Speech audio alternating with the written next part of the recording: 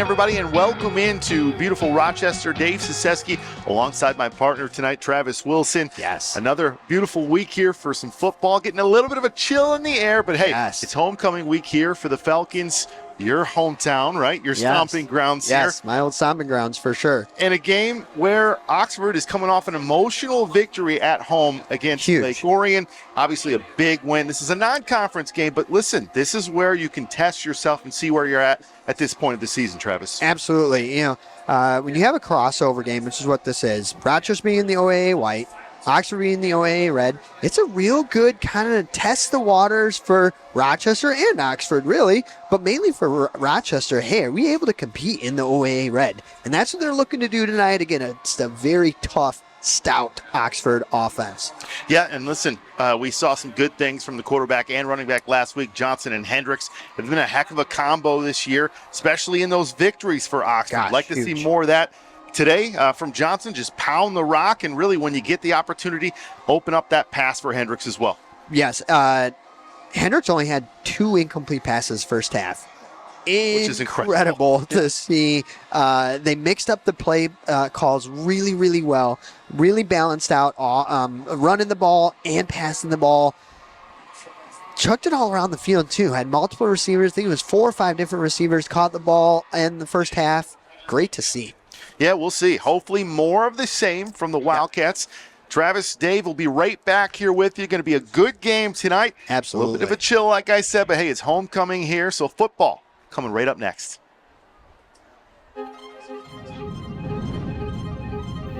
Barron Industries, located right here in Oxford, Michigan, is celebrating over 100 years of metal casting excellence in serving many of the world's leading manufacturing companies that rely on Barron Industries for turnkey solutions for many of the most complex and safety-critical industries. Since 1983, Barron Industries has been a trusted partner to the world's leading aerospace and defense companies.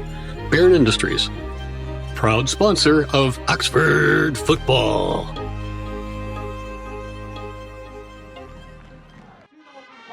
Rochester High School Falcon Marching Band is under the student leadership of junior drum major Curtis Singer and senior drum major Mitch Dora and Brandon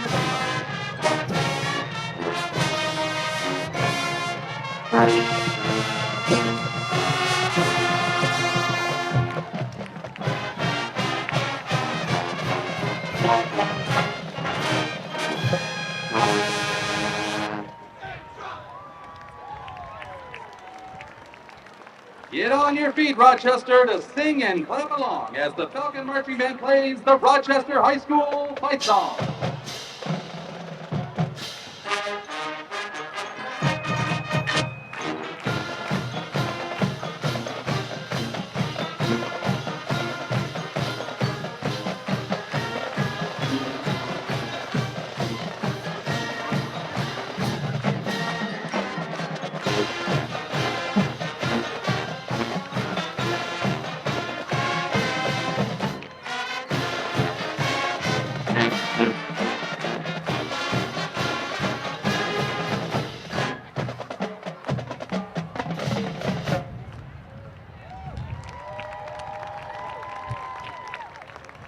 The Falcon Marching Band would now like to welcome over 40 Falcon Marching Band alumni to the field.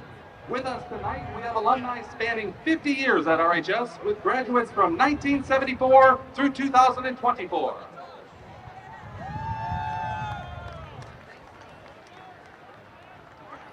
Class of 2024 RHS alum and 2-year FMB drum major Sarah Gruber, along with fellow class of 2024 alum and 2-year FMB drum major Carter Rupert, and current 2-year head senior drum major Brandon Mativa, now lead the combined Falcon Marching Band and alumni in the 1997 hit by the Cherry Papa Daddies. Here is Zoot Suit Riot.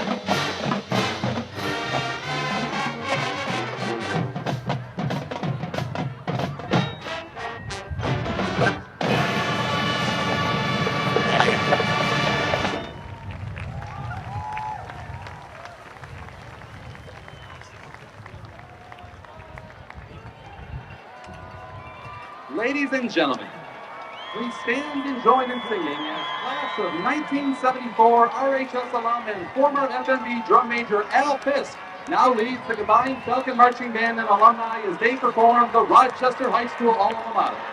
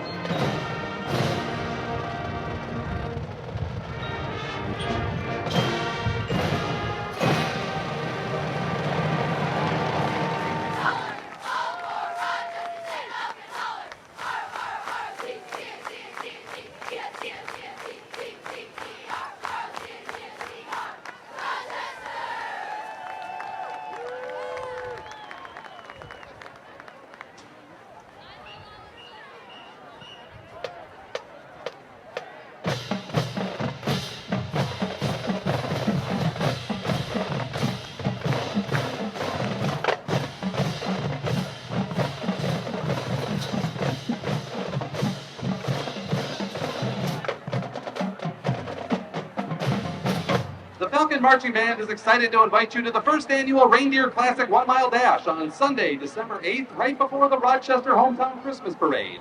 Join us and run the parade route along Main Street. This fun event is perfect for all ages, so bring your friends and family for a day filled with fitness, fun, and festive music. By registering or donating, you'll also have a chance to win the command performance by the Falcon Marching Band at a location of your choice within the RCS attendance area on Sunday, October 28th at 4 p.m. Don't miss out. Register or donate today by scanning the QR code on the posters in front of the stands. Let's come together to support our Falcon Marching Band.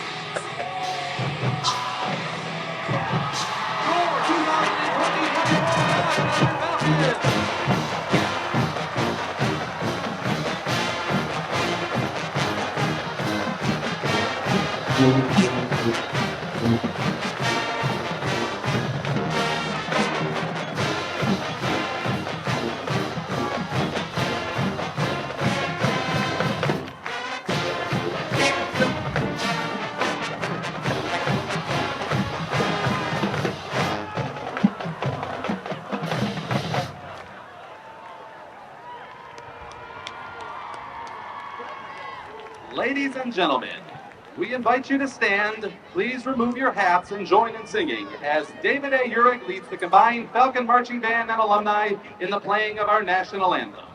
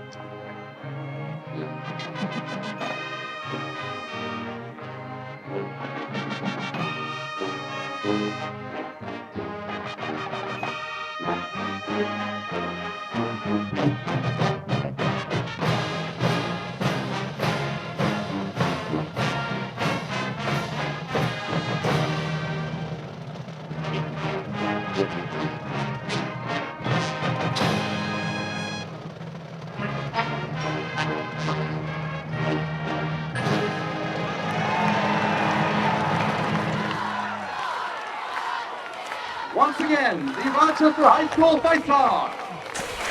Good evening, everybody, and welcome back into beautiful Rochester Stadium. Dave Sisesky alongside my partner, Travis Wilson. Happy to be here, Travis. I know these are some old stomping grounds for you, but it's going to be fun under the lights here on a Friday night. Absolutely. Brings a lot of good memories back to be up in the press box again, being able to be here and one cheer on our Wildcats, of course, but also just, go back to the memories. It's awesome. Of course. And obviously we got the band out there, so we got alumni mixed in with the current band. Love what they do here, huh? Just kind of a tradition. Yeah, tradition where any alumni is able to come back and play on homecoming night. It's great to see that tradition continue. Of course, we're only able to be here because of Barron Industries, Oxford Community Television coverage of Oxford football brought to you by Barron Industries. They've been in business for over 100 years. Absolutely incredible. Yeah, absolutely incredible indeed. We're happy to be here, and Barron is a big part of that on Friday nights. And it looks like Oxford will be kicking off here, so Rochester receiving first. But, we talked a little bit before this about what to expect on this side. And you said they're going to spread them out here, but normally they don't pass the ball a lot. However, last time you were here, you saw a little bit differently. Yeah, they've got a freshman quarterback, which you don't see a whole lot of at the varsity level.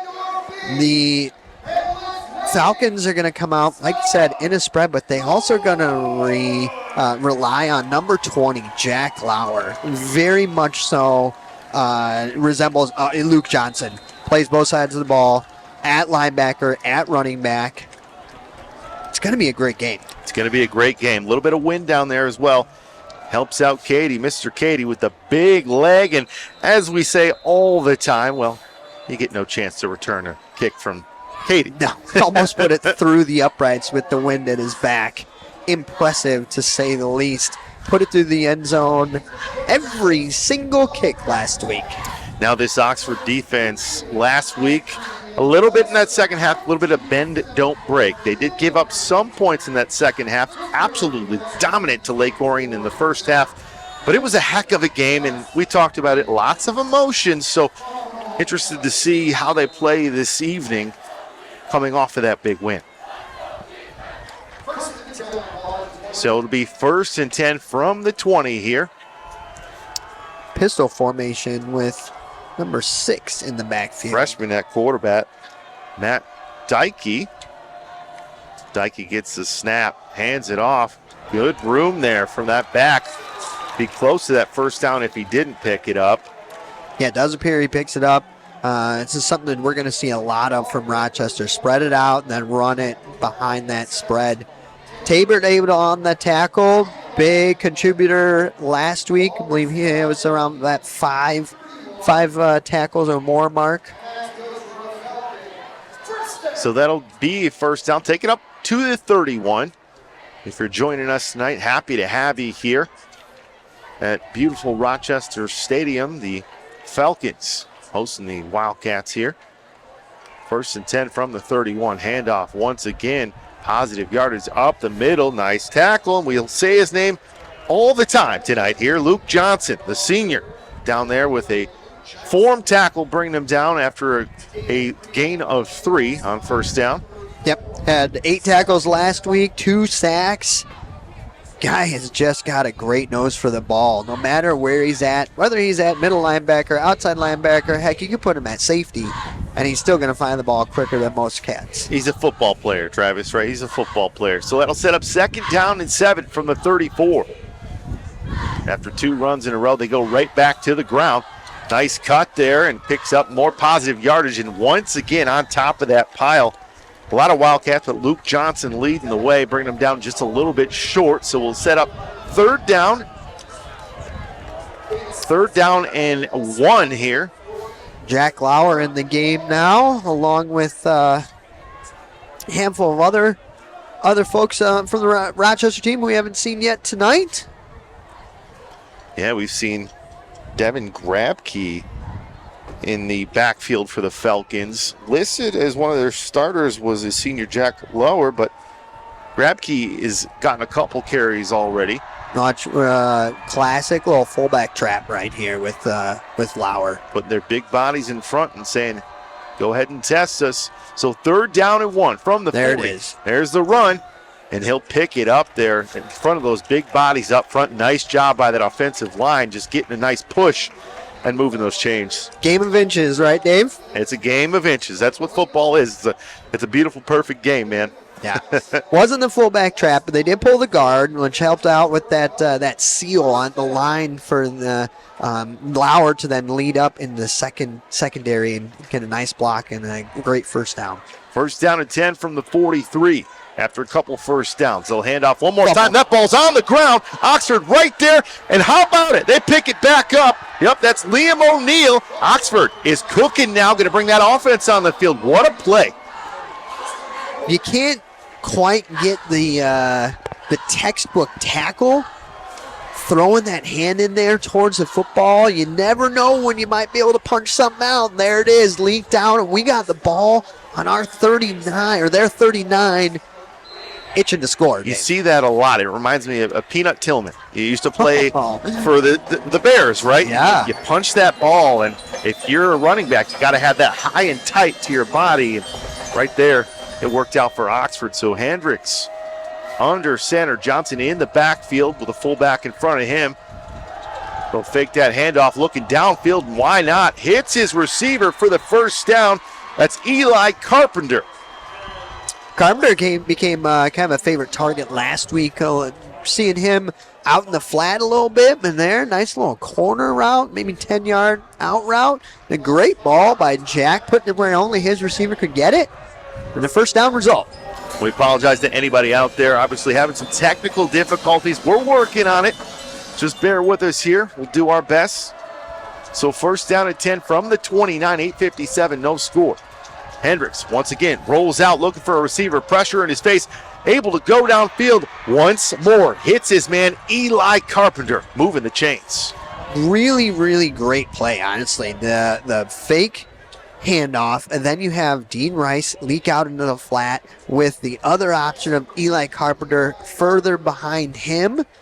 Really just lets the defense, hey, who am I going to grab? And Jack's going to go the opposite way. Whether they come up and look for that flat route by Dean or Katie, whoever it may be, or that deeper drag route, that's exactly what happened.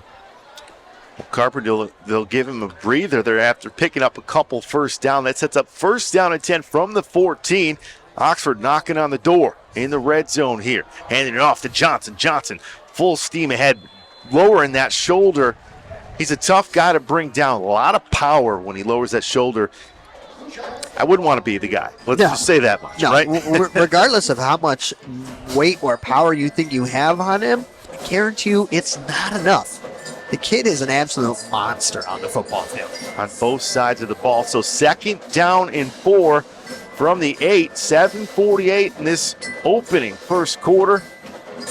Happy to have everybody tuning in tonight. Going to be a lot of fun, obviously off of a big win for Oxford. Not conference game, but hey, let's see what they got here tonight. So under center again, Hendricks. Johnson in the backfield. They'll go right back to Johnson. Right up the gut. Picks up a couple yards. So maybe just a yard short for that first. Yeah, that'll set up third down and 2, they're saying right now. So I think you go right back to it. I don't think you quite go play action just yet. But a favorite play they love to run is that play action with a tight end release or tight end drag across towards the play side or the strong side of the field. Maybe we see it here, maybe we don't, but I think we stick to the ground on this one. We've seen Hendricks roll out too before. If Katie motions across. 3rd down and 2. Hendricks going right to the game. Run game again. Johnson powers his way down there. He'll pick up that 1st down. And that's Oxford football right there. The pound and ground game. It's what they do. Gritty. And I'm a big fan of it. Love to see a team that's able to not only produce yardage, but really nice yardage back to back plays. So that'll set up 1st down and 10 from the 2. Once again, Johnson in the backfield, a fullback right in front of him. He'll block the way. Good job. Lots of room on that right side, and nobody touches him. That's a touchdown for Oxford right off the turnover. 2 touchdowns last week. I'm expecting to see quite a bit of those tonight. It's going to be a great game, especially with his hands on the ball. How about that, though? Just a clean drive right there. You get a nice turnover. You make the most of it. You have to cash in some of these games coming up. Obviously, non-conference game, but you got to cash in. Yep. That's exactly what the Wildcats have done already early on here. Jason Hansen on the field? Or might as well Mr. be, Katie? right? Cash it every time, especially on Fridays. 7-0 Oxford, just like that. How about that? Go on the road and just punch it in the face. That's exactly what they did. Ideal situation, too. Getting a turnover in their territory early and being able to drive down and score within 10 plays or so. Crucial to a W. Yeah, it's exactly crucial. And you know what? Couldn't have write this up, the script, any better than what they've done so far. And we do appreciate everybody for tuning in. We do see your comments. We're working on that. Hopefully we can get that technical difficulty fixed as soon as possible. But, man, we have so many loyal viewers that tune in week to week, and it's just awesome to see. It is. Dragon fan Tim's always in here. Sophia's always in here. I love to see familiar faces. Switched it up a little bit tonight, too, for you guys. Added a little sports sticker. We're not quite ESPN, but wanted to have a little bit of just some change and add one more element to the stream. Big night for the Tigers, too. Can clinch. How about that? Clinch a playoff spot in the wild card. I'll give you a score update as soon as we have it. Katie with a big leg. Another one that won't be returned. Just got to have DJ Khaled just like ready every time Katie's kicking it, right? Another one. Also, Red Week's coming almost season starter. How it's about that, around man? the corner, Hard right? to believe, right? It Hard is. to believe. Blink of an eye. You know, you want to give some love to the Pistons, too, if they can start winning. Man, it'll be a little bit scary, right? So, top 3, no score. Detroit, Chicago. Chicago, if they lose tonight, they'll go down as the worst team literally ever in Major League Baseball. So, a lot of history on the line. Wild to see, honestly. Wild to see Absolutely wild. a professional team in any sport do that. 0-16 Lions. But Rough. I don't know. I honestly feel like that 0-16 is not as bad. They did go, I believe, 3-0 in the preseason. Correct. 1st down and 10. Hard run there for the Falcons, picking up a couple yards. Tackle. Oh, that was a run by the senior, Jack Lower, getting in there. Lowering his shoulder. Big guy, 6 foot, 215 pounds. Yeah, not only 215 pounds, but also benches 315, squatch 605. Wow. Talk about power. You can tell this is his hometown if he's got those numbers, right? 2nd down and 4 from the 26. Going to the ground again. And nothing there. Just a gang tackle. You'll see a lot of that. Just Oxford just sound on defense. Yeah, Reed Siskowski really clogged that hole up and was able to cause some havoc there. That play was not able to develop, and a gain of maybe a half a yard or so. Love to see it.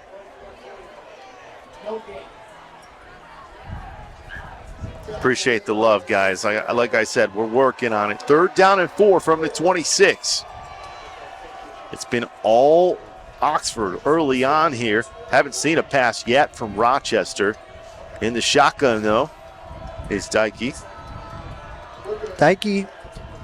Hand it off one more time to the big back, bruise and run, but he'll come up just a little bit short. Andrew Barrett in on that tackle, along with Tabor coming up from his safety position. 4th and short. You got to think you see the punt team, don't you? I mean, Dave? I don't know, because you would think so, but based on the personnel on the field, yeah, maybe go they're hard thinking, count, hey, we got to stay in this game right now. I would say you're going to see a hard count. Yeah, I would be shocked if they snapped this ball, like you said, and that's exactly a timeout from Oxford. So interesting. So the Wildcats thought they were going to hike that ball. Yeah. I don't know, a little bit of trickery. As we said before, it's a game of chess, right? That's what it is. That's what football's all about. Right. A huge mental portion of it that a lot of people, I think, don't account for is what's going to be happening in front of you. How are you going to react? Your reaction time at the linemen, defensive linemen, linebackers, DBs. It's a way more of a mental game than a lot of folks think. We want to remind everybody one of the big reasons why we're here is Barron Industries. How about Barron Industries? Celebrating over 100 years plus. Barron Industries. It's a great business in downtown Oxford.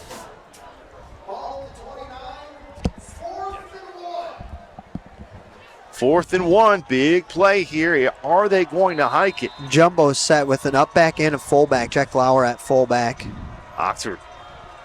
Bunch of guys, big guys up front. I think they may have gotten it there. That was a wonderful push. You almost thought it was Philadelphia on the field the way they did that. Just get low with that ball and picked it up. Not a lot you could do. No, there really isn't. Unless you have a very large nose guard and a couple tackles, you're getting a really solid push like that. It's a tough thing to combat if on the defensive side of the ball. Lauer obviously taking the handoff from the fullback position. Those quicker timing plays also a factor in a first down for Rochester. So they'll pick up the first down and 10 from the 33. 3:50 left in this first quarter. Oxford up 7-0. Dykey in the shotgun. See his first throw here. Rolls out. Goes to his receiver. Nobody home. Good job by Oxford covering that like a blanket. Intended for a junior, Devin Grabkey. Oh, and Pavlock out there in coverage. He's been another tremendous player. We've said his name a ton this season. So that incompletion will set up second down and 10 from the 33. If you're just tuning in, Oxford up 7-0 early, getting a fumble recovery, and Johnson pounding that ball in on the right side to pick up the touchdown. Yeah, Pavlock had a nice little pass breakup last week. Finished the night with it was like 4 or 5 tackles as well. Receiver in motion, gets that carry. Couple good yards there on the left side. And it's Curtis Adair there picking that up. But you're going to see a lot of that, as we said. They spread you out, a lot of motion on that line. Not a ton of passing, but they're going to try to beat you with their speed. Yeah, we're talking to a few folks upstairs, and they said that they rely on the run. Yeah, they're spread you out, but they rely on the run. So when they do pass, seems almost like there's some hesitation there. Yeah. They love to be able to run run short the ball. passes. Yes. That's it. 3rd down and 5. Big play here from the 38. 3 minutes left in the first quarter. Handoff once more. Big hit there initially. We got a Wildcat down. It's like number 19 who took the initial hit for the Cats. That's a stinger for sure. Tabor. I mean, that's a guy, it's a big kid like we've already talked about. Lauer, he lowers that shoulder, and he's a bunch to take down. So they'll move it up here. 4th down and 1, and you believe they're going to go for it one more time by the way they pushed the last time. 4th down and 1 from the 42. Once again, they hand it off, and it looks like they did pick that up. A lot closer this time, but this is an offense that you think, man, it's going to eat up a lot of clock. Yes. So we're already down near the 2:20 mark. Adair and Scott checking back into the game. No huddle offense. signs getting called in from the sideline. Quarterback then distinguishes what's going to be ran and has at it. Here we go, first down and 10 from the 44. Oxford up 7-0. Dykey fakes the handoff, trying to hit his man. A little bit windy out there, sailed that one over his head, had him all the way. It may have picked up the first down as well, but big break for Oxford. Yeah, very, very much so. Had, I think it was Zach Davis, is that who his intended target was? I believe it was, Curtis Adair, yes. Adair out there, but I mean, he was wide open. That ball just sailed a bit. Don't know if it was the wind. I mean, it was around 8 mile an hour before game time, so could play a role today. I don't see it being that. I don't think we're going to have a lot of the kicking games factor in tonight. We'll see, but if Oxford needs to, we know they have the leg, right, Katie? So second down and 10 from the 44. Receiver in motion one more time. Dykey hands it off. Nice sidestep. And that's what you want every time, those chunk yards, as Lauer picks it up. Yeah, it goes up about 5. Goes from third and long to third and manageable. Very, very, very much more, kind of opens the playbook a little bit more for you as well. Yeah, not a lot of burst from him, but he's a powerful runner, right? Yes, very much so. Very much so. Downhill runner that is going to say, hey, if you can stop me, try. Give me your best, right? Yeah. Third down and 5, almost down to the final minute here in the first quarter from the 49 near midfield. Tight end in motion again. Timeout. Looks like we'll have a timeout here. So Eric Vernon, the coach, taking his first timeout of the night.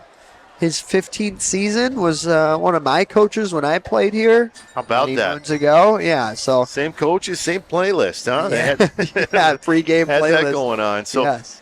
Obviously we're coming to an end here in this first quarter. How would you assess Oxford so far? Obviously, giving up a couple first downs here, but we talked about the bend don't break.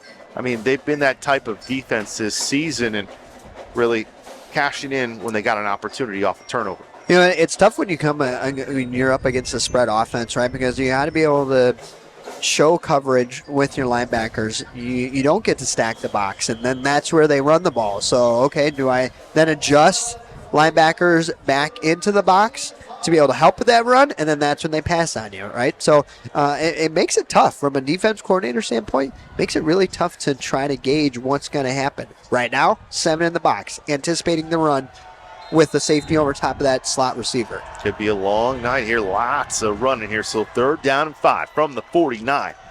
Handoff one more time to their big back, picking up those pound yards.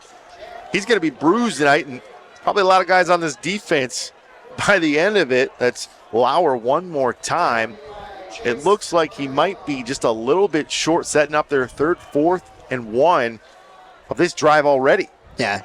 You saw Tabert check back in, so went into the medical tent, got cleared, and he's back on the field. So 4th down and 1, ball at the 47 of Oxford. Down 7-0 are the Falcons, but trying to get something going. Just 28 seconds remaining in this first quarter. One more time, handing off. Quick handoff there and picking it up. And they're leaning on their big back. Their 6', 215-pounder, Jack Lauer. Jackson, and again, you guys are seeing it firsthand. He is a bruiser of a back. Doesn't matter what's in front of him. Outside of a wall, probably run through it. Yeah, I mean, listen, it's not lightning offense, right? But they're moving the chains. That's all you got to do. And we're about to wind down the end of this first quarter. So after 1, Oxford with the 7-0 lead over Rochester. Want to thank our sponsors one more time from Barron Industries.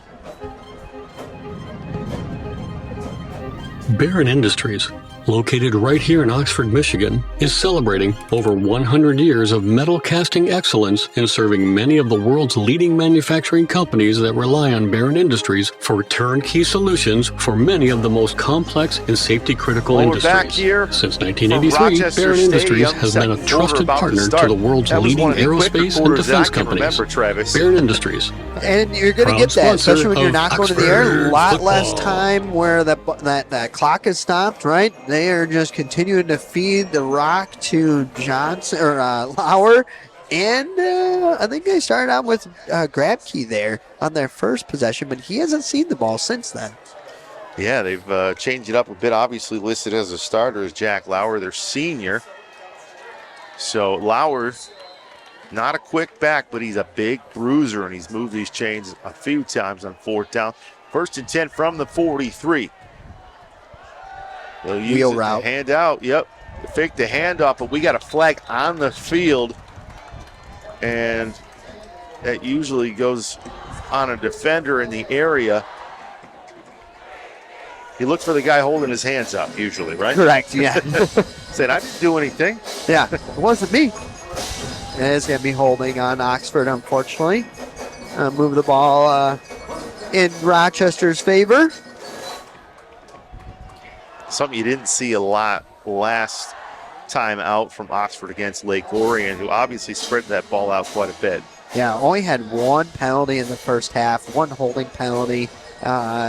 Anybody coming up in the game obviously knows the less penalties you have, much better game.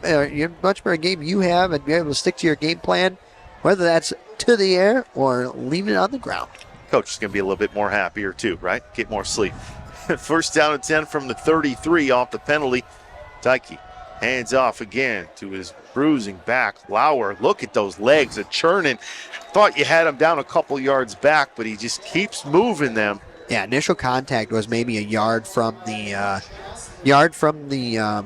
line of scrimmage, and gained all of 4 yards off of that. Huge. That's where those squats help, right? 2nd down and 6 on the 4 yards in first there, setting it up on the 29. 11:25 left in this second quarter, just getting underway. Oxford with a 7-0 lead. Tyke in the shotgun with Lauer behind him. Tyke, quick pass, hits his receiver in the flat. Picks up some positive yardage. Look at that gang tackle by Oxford. That's going to move the chains once more. So they're short passes, but it's been effective. Take a lot of time off this clock, but they're moving him. Having those short, high percentage throws for him, they're confidence boosters, right? Young cornerback.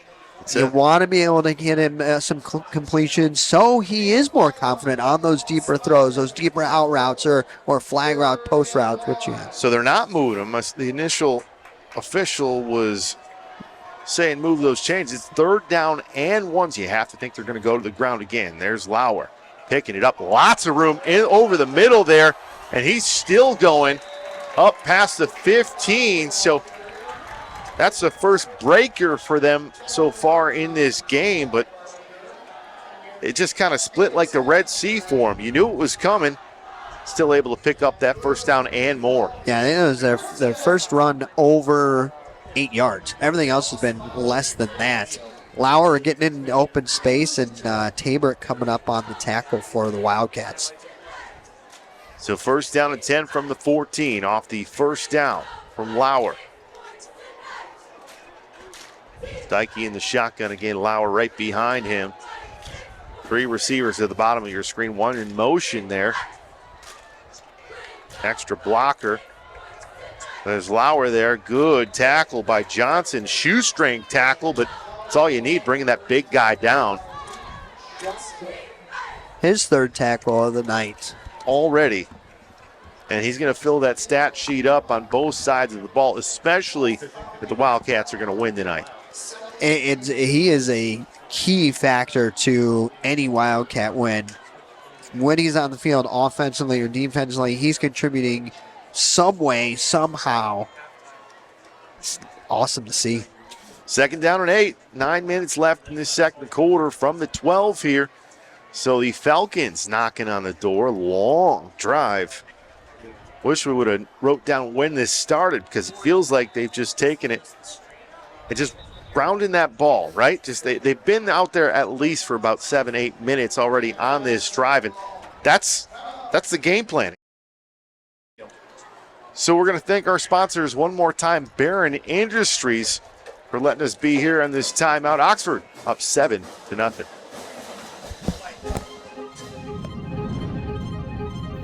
Barron Industries, located right here in Oxford, Michigan, is celebrating over 100 years of metal casting excellence in serving many of the world's leading manufacturing companies that rely on Barron Industries for turnkey solutions for many of the most complex and safety-critical industries. Since 1983, Barron Industries has been a trusted partner to the world's leading aerospace and defense companies. Barron Industries, proud sponsor of Oxford football.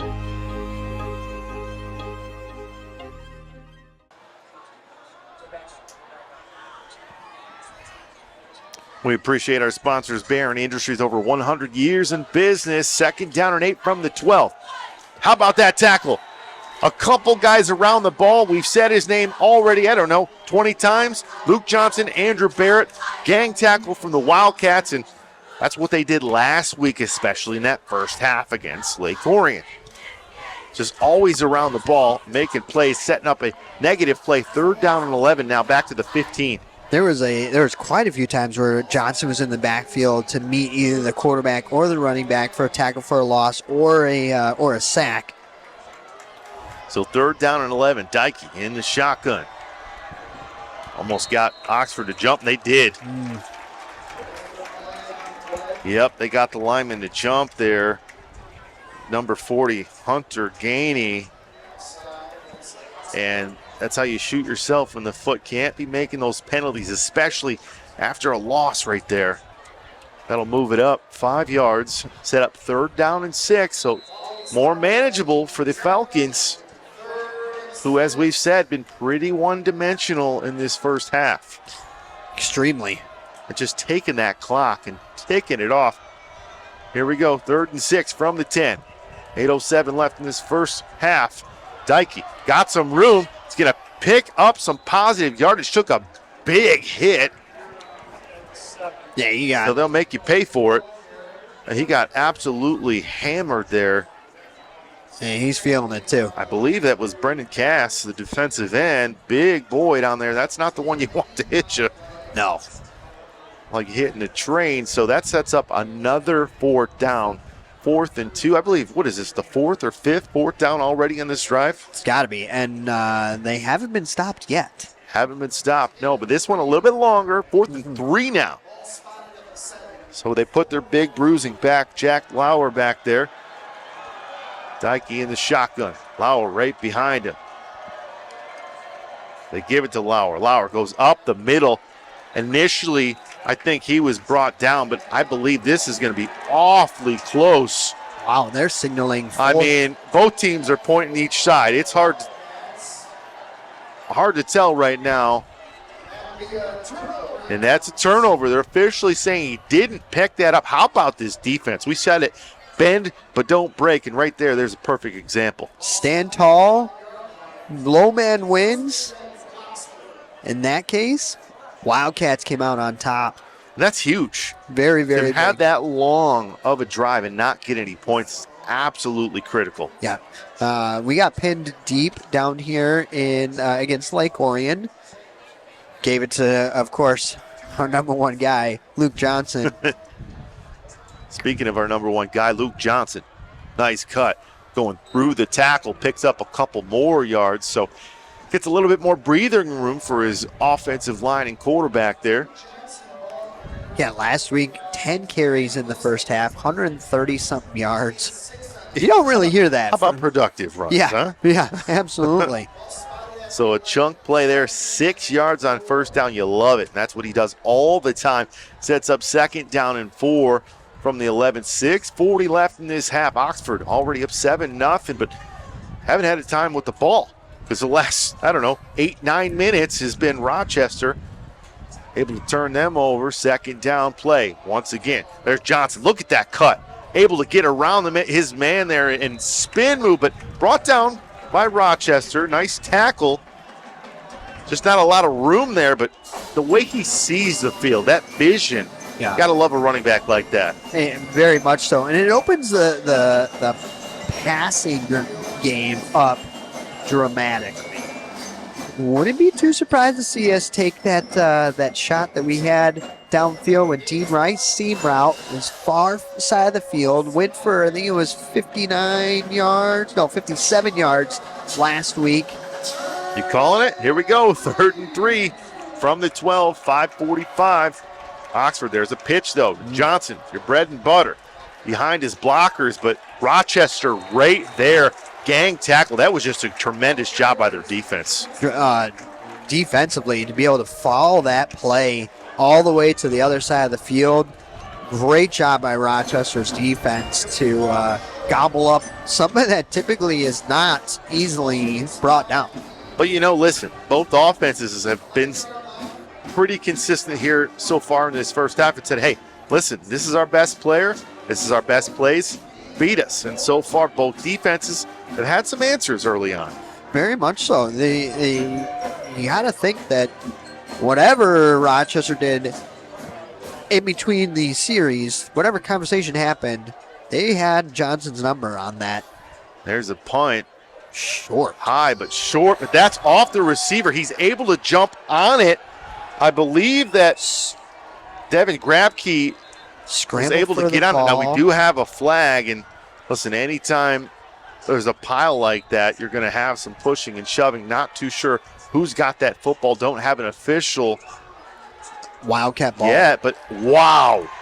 How about that? I got to tell you, the initial scrummus, I guess you could say, underneath that pile looked like the receiver fell on it. Grabke, but hey, anything can happen underneath of a pile. There's pinching. There's some hitting. It's football.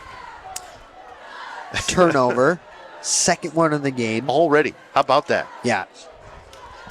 And it doesn't sound super impressive when we say just, already. But they haven't had their offense on the field, but 3 times? So, and we're already at 4:45 left in the second quarter. See if the Cats can take advantage of this. I mean, that was just, and I tell you what, that would have been good field position for the Falcons, and there was a penalty on there. That's what that flag was. So we're moving it back to the 15-yard line. Yeah, I don't know. I missed the call. Whatever it was, it has been unsportsmanlike. Something might have been a late hit or something. Yeah, 15-yard penalty puts you back on the 15-yard line. Not the most ideal starting position, but and not what you want, right? They have not had great starting position so far. I'd like to see what you said too. Maybe get that passing game going just a little bit here. Johnson in the backfield. Receiver in motion. That's Carpenter. They go to Johnson. Johnson on the right side. Hits the boosters after that first cut. And really, when it looks like there's nothing there, he makes it happen. Some positive yards on first down. How many times do we talk about this running back just doesn't quit? No, he just guts it out, and yard after yard after yard. Keeps those feet churning, just like you said, Dave. Does a great job of lowering his shoulder and hoping for some extra oomph at the end of every play. He brings that oomph, and he brings the ground and pound, that hammer. I'd say he's that hammer for this team, right? So 2nd down and 3 from the 22. Started this drive at the 15. After a turnover and a penalty, 4 minutes left in the half. Oxford up 7-0. One more time. On the ground. That's to number 19, Seth Tabor. So Tabor showing a burst of speed, and they're completely different runners, but picking up the first down for the Cats. Yeah, haven't seen him really get a handoff yet this year. Typically, he's a target for Hendricks out in the flat. Maybe, I know that we had one deep ball late in the game last week as well. Big contributor, no matter if he's on the offense side of the ball, special teams, defense. A lot of players that play both ways. That's it. It's one of those players we say his name quite often. A couple receivers at the top of your screen. Here's that passing game. Hendricks goes down to receiver Carpenter. Carpenter's his third first down picked up already. How about this half for Carpenter, Eli Carpenter? There's always a Carpenter on the Cats, it seems. It seems that way, doesn't it? Regardless of what year we're in. His brother Brady down there and the coaching staff helping out the quarterbacks as well. So cool to see. Honestly, it's so cool to see players come back and become coaches. Something I had the chance to do, and finally kind of getting back into it with the OJW program. Yeah, where else would you want to be, right? And with these young men helping bring them up here. So first down at 10 from the 42. Oxford up 7-0, looking for more. Hendricks handing off. Look at that run. Johnson hitting another burst of speed. He's not going to be caught. All the way in for the touchdown. 58 yards. How about that? He hit another burst there. Normally think of Johnson as this ground and pound bruiser.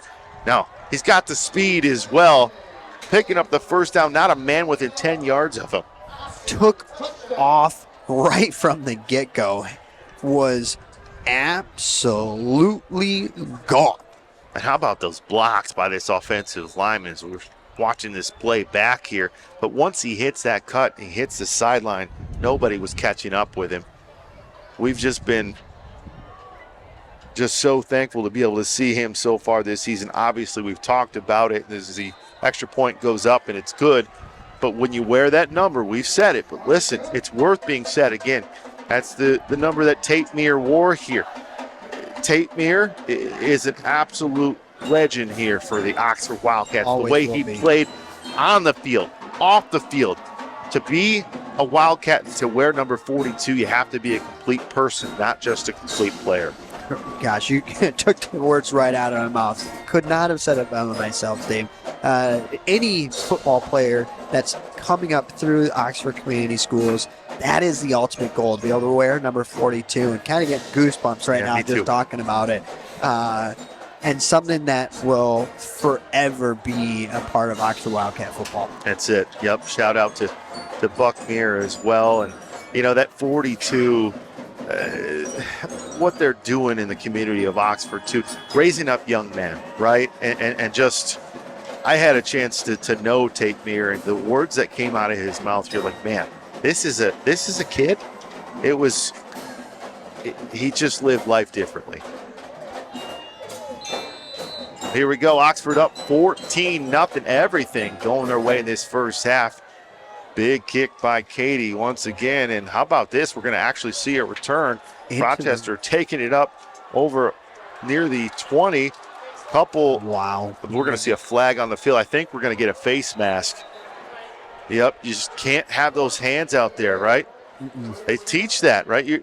Your hands will go all over the place, but that's not how you make a tackle. You got to Got to be able to have the ability to bring those down, and unfortunately, that's going to put some laundry on the field, and that just drives the coaching staff nuts. You had him dead to rights. He's nowhere where he could have went, but they're going to pick kick up. Just got held up in the wind. You know, you're kicking into the wind now, and by the flag over there, definitely seeing it's something along the lines of probably 10 miles an hour.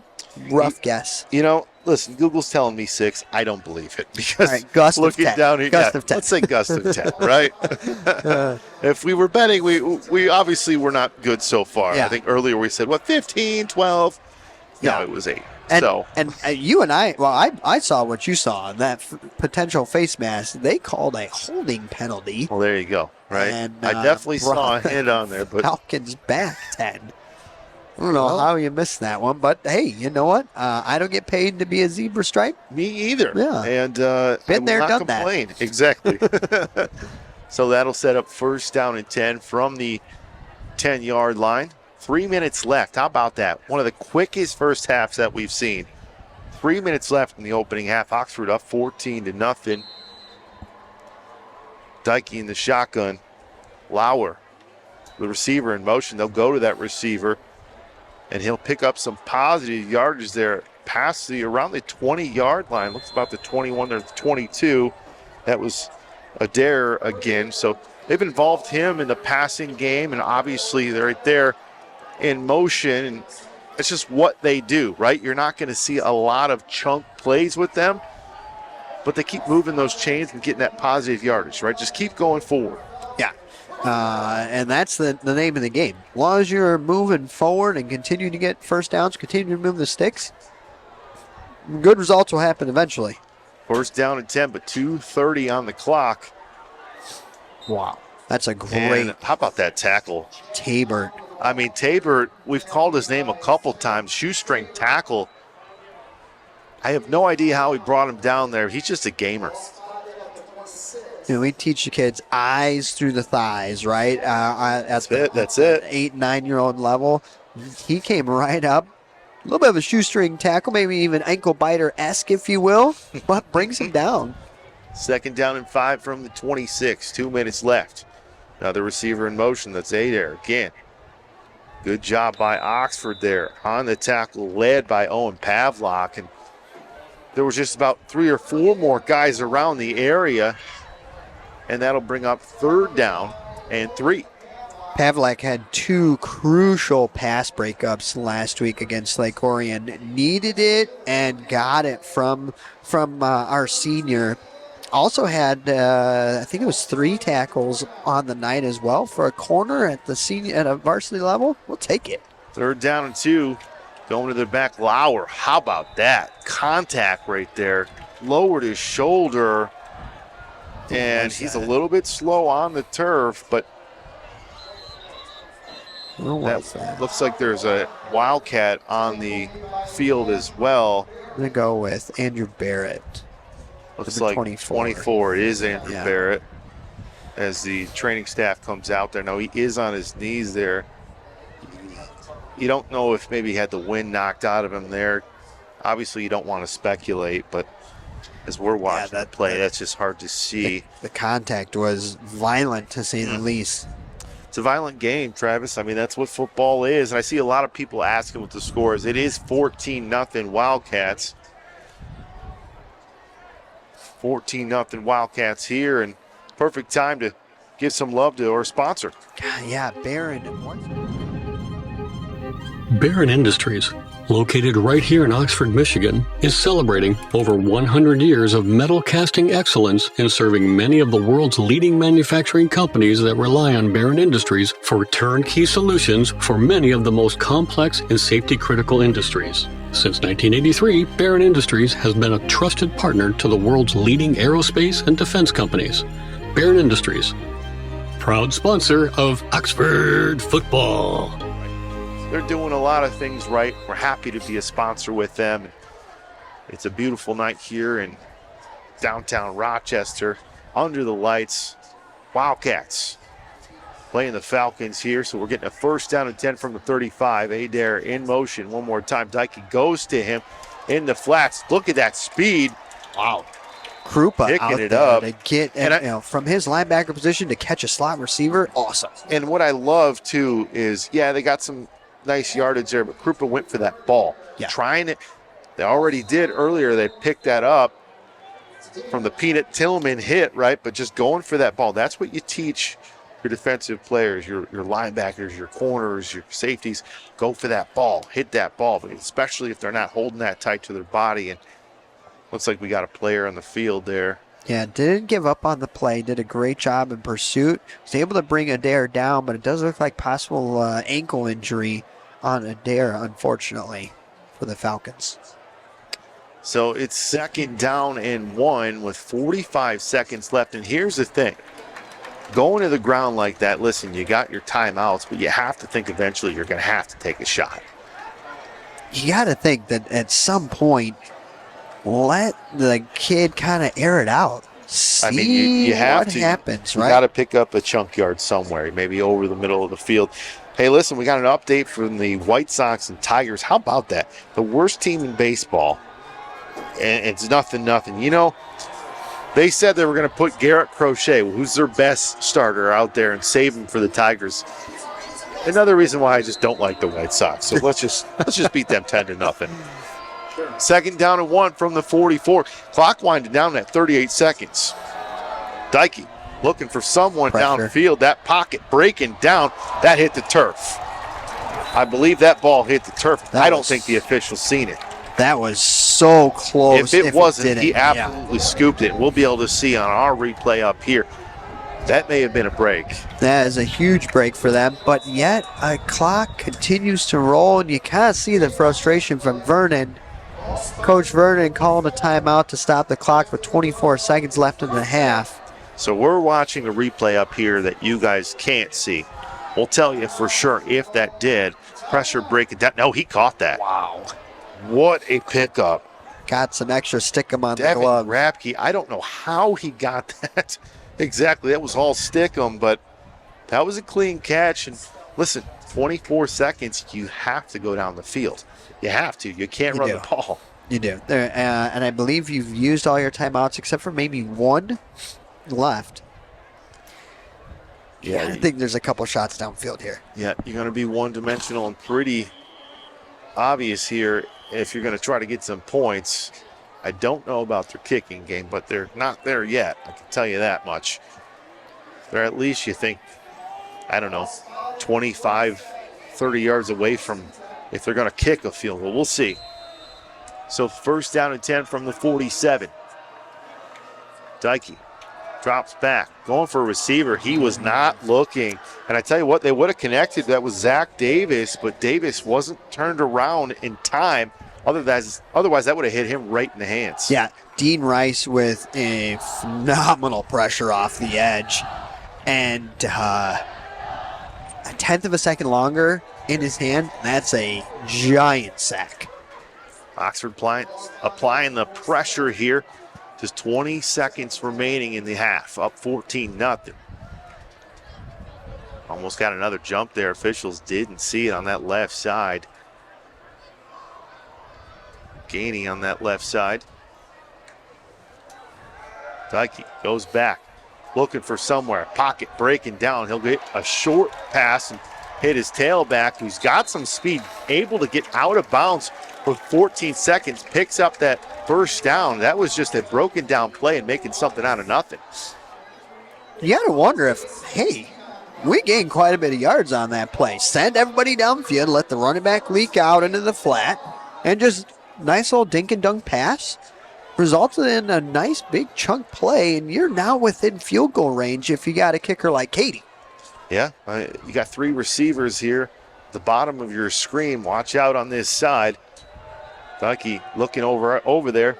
Pocket breaking down once again. Gozer's receivers and through his fingers. Man, absolutely tough play there. If you're Quentin Hatchett, you have to come down with that pass, but it does stop the clock at 9 seconds. But he had time to catch that and get out of bounds. Big break for the Cats. Easily. You know, the something big from a wide receiver standpoint, instead of coming across as if you're forming like an O, like an Oxford O, is shooting your hand straight up, ensures a better sure-handed catch. That defensive line applying some pressure here. Hopefully they can get a sack right here. How about it? Second down and 10. Another man from the left side there.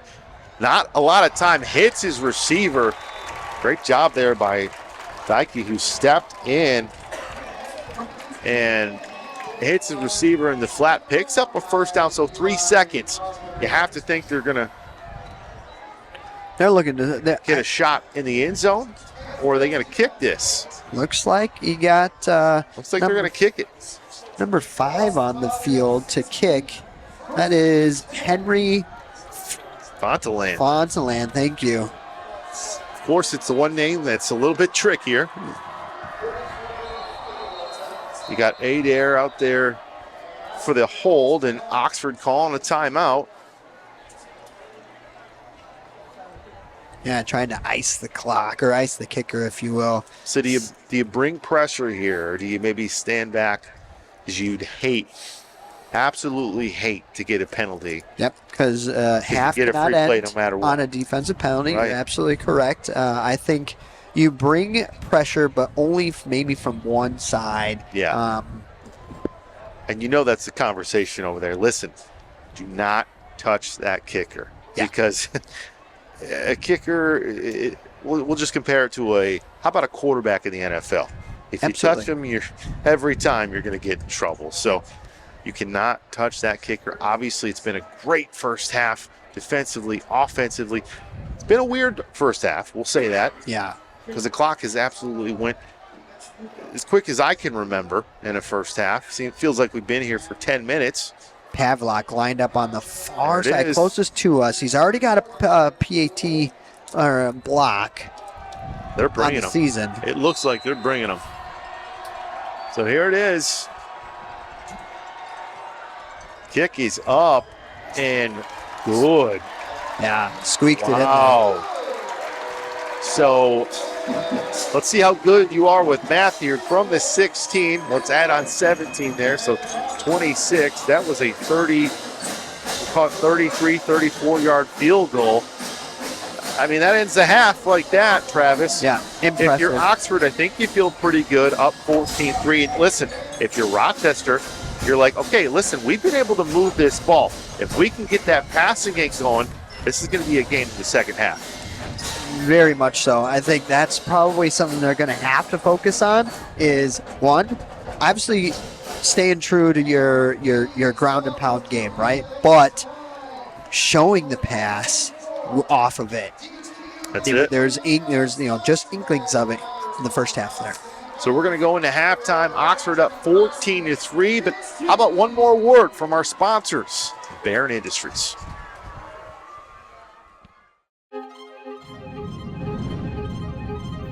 Barron Industries, located right here in Oxford, Michigan, is celebrating over 100 years of metal casting excellence in serving many of the world's leading manufacturing companies that rely on Barron Industries for turnkey solutions for many of the most complex and safety-critical industries. Since 1983, Barron Industries has been a trusted partner to the world's leading aerospace and defense companies. Barron Industries, proud sponsor of Oxford football.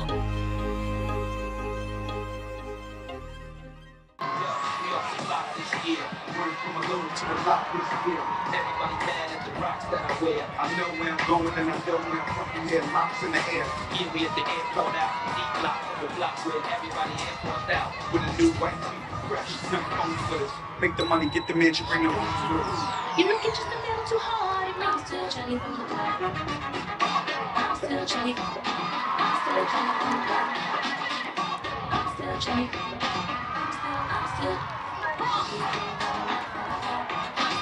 still Johnny from the block.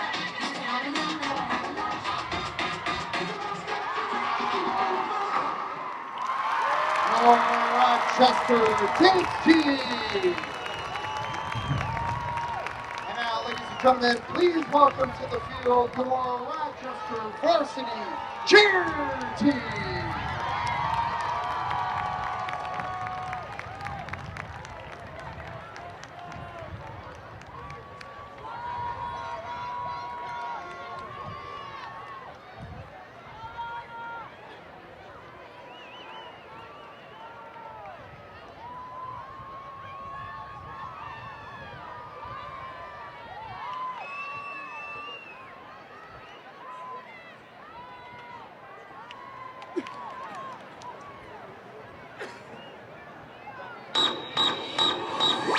You came here to see. It's going down for me.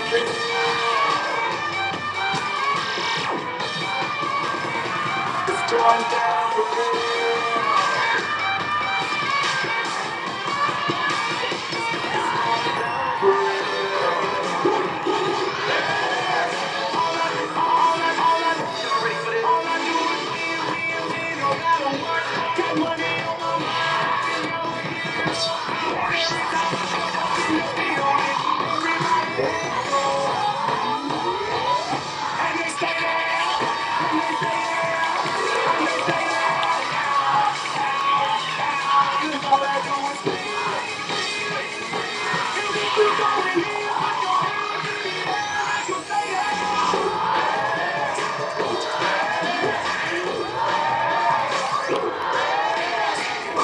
Inside out, I'm about to show all you folks what it's all about. Now it's time for me to get on the mic and make this tag team party hot. I'm taking it back to the old school, cause I'm an old fool. I'm so cool. If you wanna get down, just hold the way.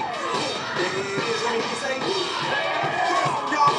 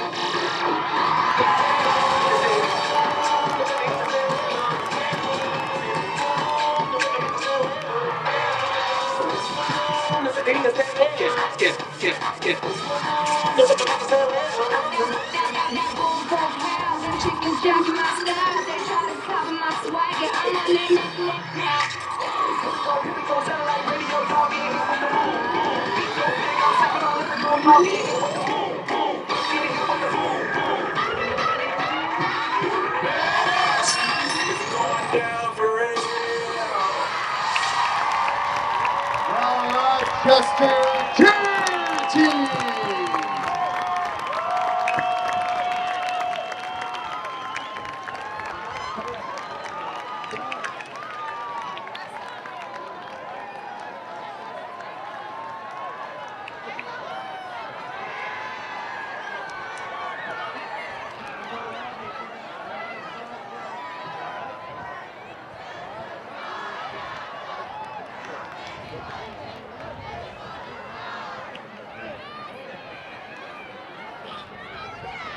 What a Friday night to celebrate our 2024 RHS homecoming.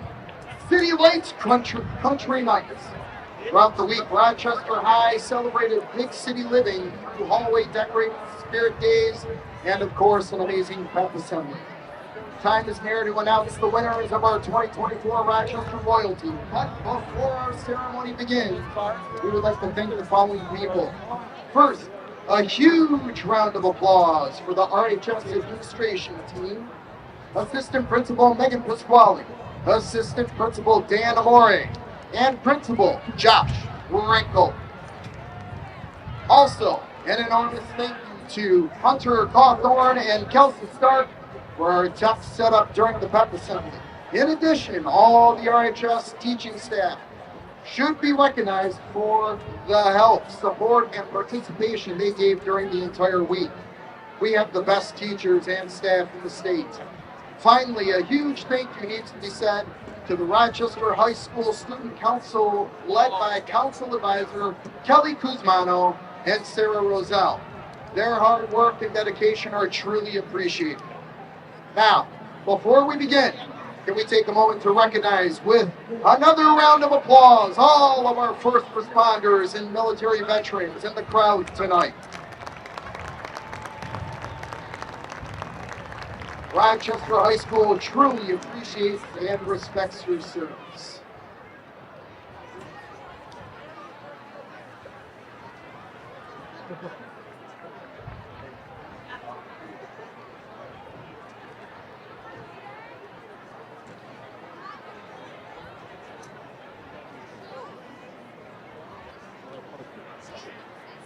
And now, it is time to honor our Rochester royalty. Walking out first is our future Falcon homecoming court. We have Addison LaFada, who is 3 years old and the daughter of Miss LaFada, who teaches math. Please welcome Maggie Bettis, who is 5 years old and the daughter of Miss Bettis, who teaches AP Government and Practical Law. Please welcome Bo Kimball, who is 6 years old and the son of Miss Kimball, who teaches Family and Consumer Science. And welcome Paul Kimball, who is 4 years old and the son of Miss Kimball, who is the main office secretary and is the guru of Rochester High School. Let's give it up for our future Falcon Court with a round of applause. Next, we will be introducing our 2024 Rochester Royalty Homecoming Court. First, our freshman candidates. Please welcome Matt Dykey, escorted by Laura and Mike Dykey. Matt is the quarterback for the varsity football team, and his favorite part of homecoming is asking someone to go to the dance. Next, Caroline Cox, escorted by Nancy Cox. Caroline is on the diving team for Rochester. She has 4 cats, and her favorite part about homecoming is hanging out with all of her friends.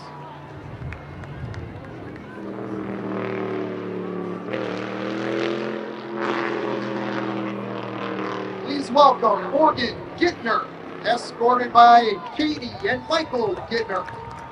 Morgan is on the Rochester swim team. She is a freshman ambassador, and she will be doing basketball and track later on in the year. Please welcome Izzy Greenslade, escorted by Tony Greenslade. Izzy is looking forward to playing soccer for RHS in the spring, and she's most excited for the homecoming football game.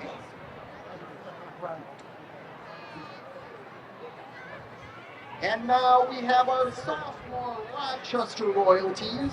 Please welcome Bert Dane, escorted by B-Dane.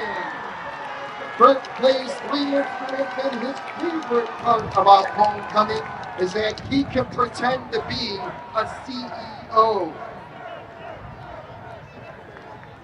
Please welcome Angela Chikowski, escorted by Jan Chikowski and Cheryl Thomas.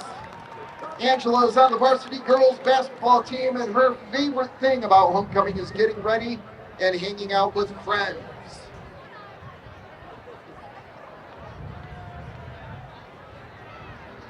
Please welcome Matias Hernandez, escorted by Omar Hernandez and Karina Medina. Matias plays football and baseball, and his favorite part of homecoming is the dance. Please welcome Johnny Richmond, escorted by Jim and Kelly Richmond. Johnny is on the soccer team at Rochester and enjoys skiing. His favorite part of homecoming is the music at the dance. Please welcome Gwen Robinson, escorted by Greg Robinson and John Orban. Gwen plays softball for Rochester and is a part of sophomore ambassadors. Her favorite part of homecoming is taking pictures with her friends. Next up is our junior Rochester royalty candidates. Please welcome Ella Abraham, escorted by Kelly and Chris Abraham. Ella is a part of the varsity track, volleyball, and cross-country team. She is also a part of Girl Up, multiple NHS Society's Key Club, HOSA, and Junior Ambassadors. And a fun fact about Ella is that she has 2 dogs. Please welcome Caden Webb, escorted by Beth and Scott Webb. Caden is on the varsity football, wrestling, and baseball teams. He is also the junior treasurer on the student council and is involved in multiple NHS societies. A fun fact about Caden is that he has never broken a bone. Knock on wood, Caden. Knock on wood. Please welcome Taylor Parsons, escorted by Jesse and Jason Parsons. Taylor plays 3 varsity sports for RHS, including cross-country, basketball, and softball, and is involved in many clubs. Fun fact about Taylor is that she enjoys playing the piano, guitar, and she's lived in Mexico for 3 years when she was younger. Her favorite part of homecoming was making memories with her friends. Please welcome Holden Starr, escorted by Katie and Mike Starr. Holden is involved in multiple sports and clubs at Rochester. A fun fact about Holden is that he grew up in Myrtle Beach, South Carolina, and his favorite part of homecoming is all the memories with friends. And finally, here are our senior Rochester royalty candidates. Please welcome Shayla Buhat, escorted by Ray Buhat. Shayla is on the Rochester varsity dance team. A fun fact about Shayla is that she used to live in California, and her favorite part about homecoming is the homecoming game and the dance with her friends. Please welcome Mitch Gora, escorted by Amy Gora and Pam Pasternak. Mitch is one of the drum majors of the Falcon Marching Band. He also broke his leg climbing Mount Everest. His favorite part of homecoming is definitely the free ice cream. Please welcome Vaughn Campbell, escorted by Carol Campbell. Vaughn is a section leader in the Falcon Marching Band and plays saxophone, pit orchestra, and jazz band. Vaughn drove Mitch to the hospital after he fell off of Mount Everest. And his favorite part about Hoko is hanging out with friends. Zach Davis is escorted by Erica Hess and Ryan Davis. Zach is involved in multiple clubs here at RHS and is a captain of the varsity football and lacrosse team. Fun fact about him is he is a lifeguard, and his favorite part about homecoming is the football game. Please welcome Marissa Wilkins, escorted by Natalie Ryder and Mike Wilkins. Marissa is a varsity basketball player and involved in many clubs. Her favorite part about homecoming is the fun memories, and a fun fact about her, she has a 13-year-old goldfish. No, she had a goldfish when she was 13 years old. There we go, that works. Please welcome Kellen Bowl, escorted by Jennifer and Kevin Bowl. Kellen is a varsity basketball player and a track athlete. He is the president of the investment club, and a fun fact about him is that he's left-handed. Please welcome Draylon Poole, escorted by Nicole Mills Bondi. Draylon enjoys making people smile and laugh. The fun fact about Draylon is that he likes making wands out of shoelaces and rings. The best part about homecoming for him is that he gets to dance and hear music. Please welcome Lydia Atkinson, escorted by Mike Atkinson. Lydia has a secret identity that she is Hannah Montana. And her fun fact is that math is easy for her. Please welcome Kylie Robinson, escorted by Kathy and Chip Robinson. Kylie is the captain of the varsity soccer team and is a part of the varsity basketball team. She's also involved in NHS, Science NHS, Social Studies, and Senior Ambassadors. The fun fact about Kylie is that she can juggle.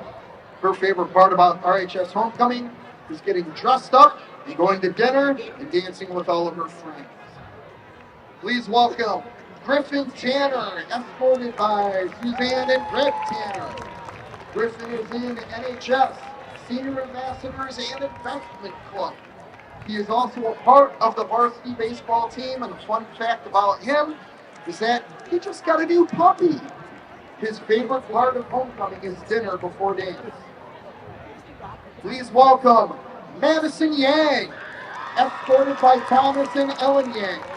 Madison is the captain of the varsity golf team, vice president of Social Studies Honor Society, and a member of the NHS, Math NHS, Science NHS, and French Club. Fun fact about Madison is that she's committed to play D1 golf at Central Michigan. Fire up chips! And her favorite part of homecoming is dressing up and eating. Please welcome Safa Akhtar, escorted by Amna and Hassan. Safa is the president of HOSA and a leader of the French Club and English Honor Society. She is also involved in orchestra and tennis. And a fun fact about Safa is that she had 9 teeth removed. And her favorite part about homecoming is seeing everyone dressed up. And now, for the winner of the 2024 Rochester Royals, congratulations to Mitch, Gora, and Linnea Atkinson.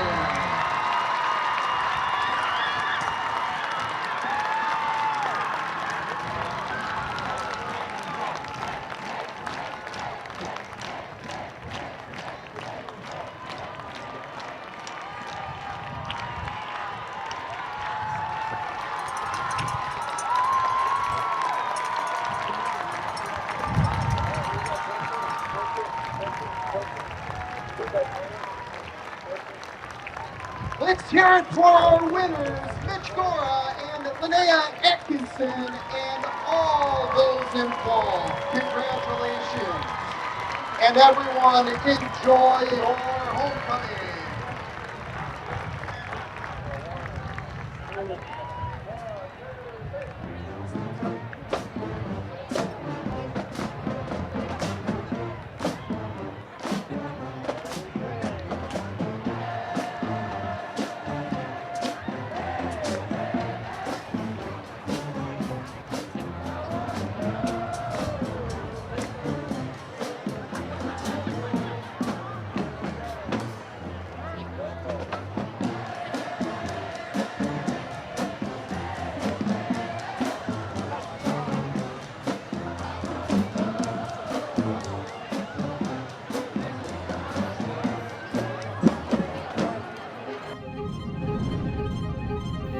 Barron Industries, located right here in Oxford, Michigan, is celebrating over 100 years of metal casting excellence in serving many of the world's leading manufacturing companies that rely on Barron Industries for turnkey solutions for many of the most complex and safety-critical industries. Since 1983, Barron Industries has been a trusted partner to the world's leading aerospace and defense companies.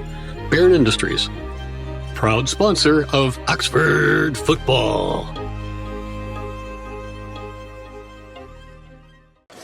Welcome back in for the broadcast here in Rochester, the OCTV broadcast. Dave Siseski alongside Travis Wilson. Travis getting ready to kick off this second half, but in the first half, listen, a lot of time off the clock for this Rochester offense, and then on the other side for Oxford, obviously taking advantage of some turnovers and using that run game, their bread and butter, to get some points on the board, up 14-3.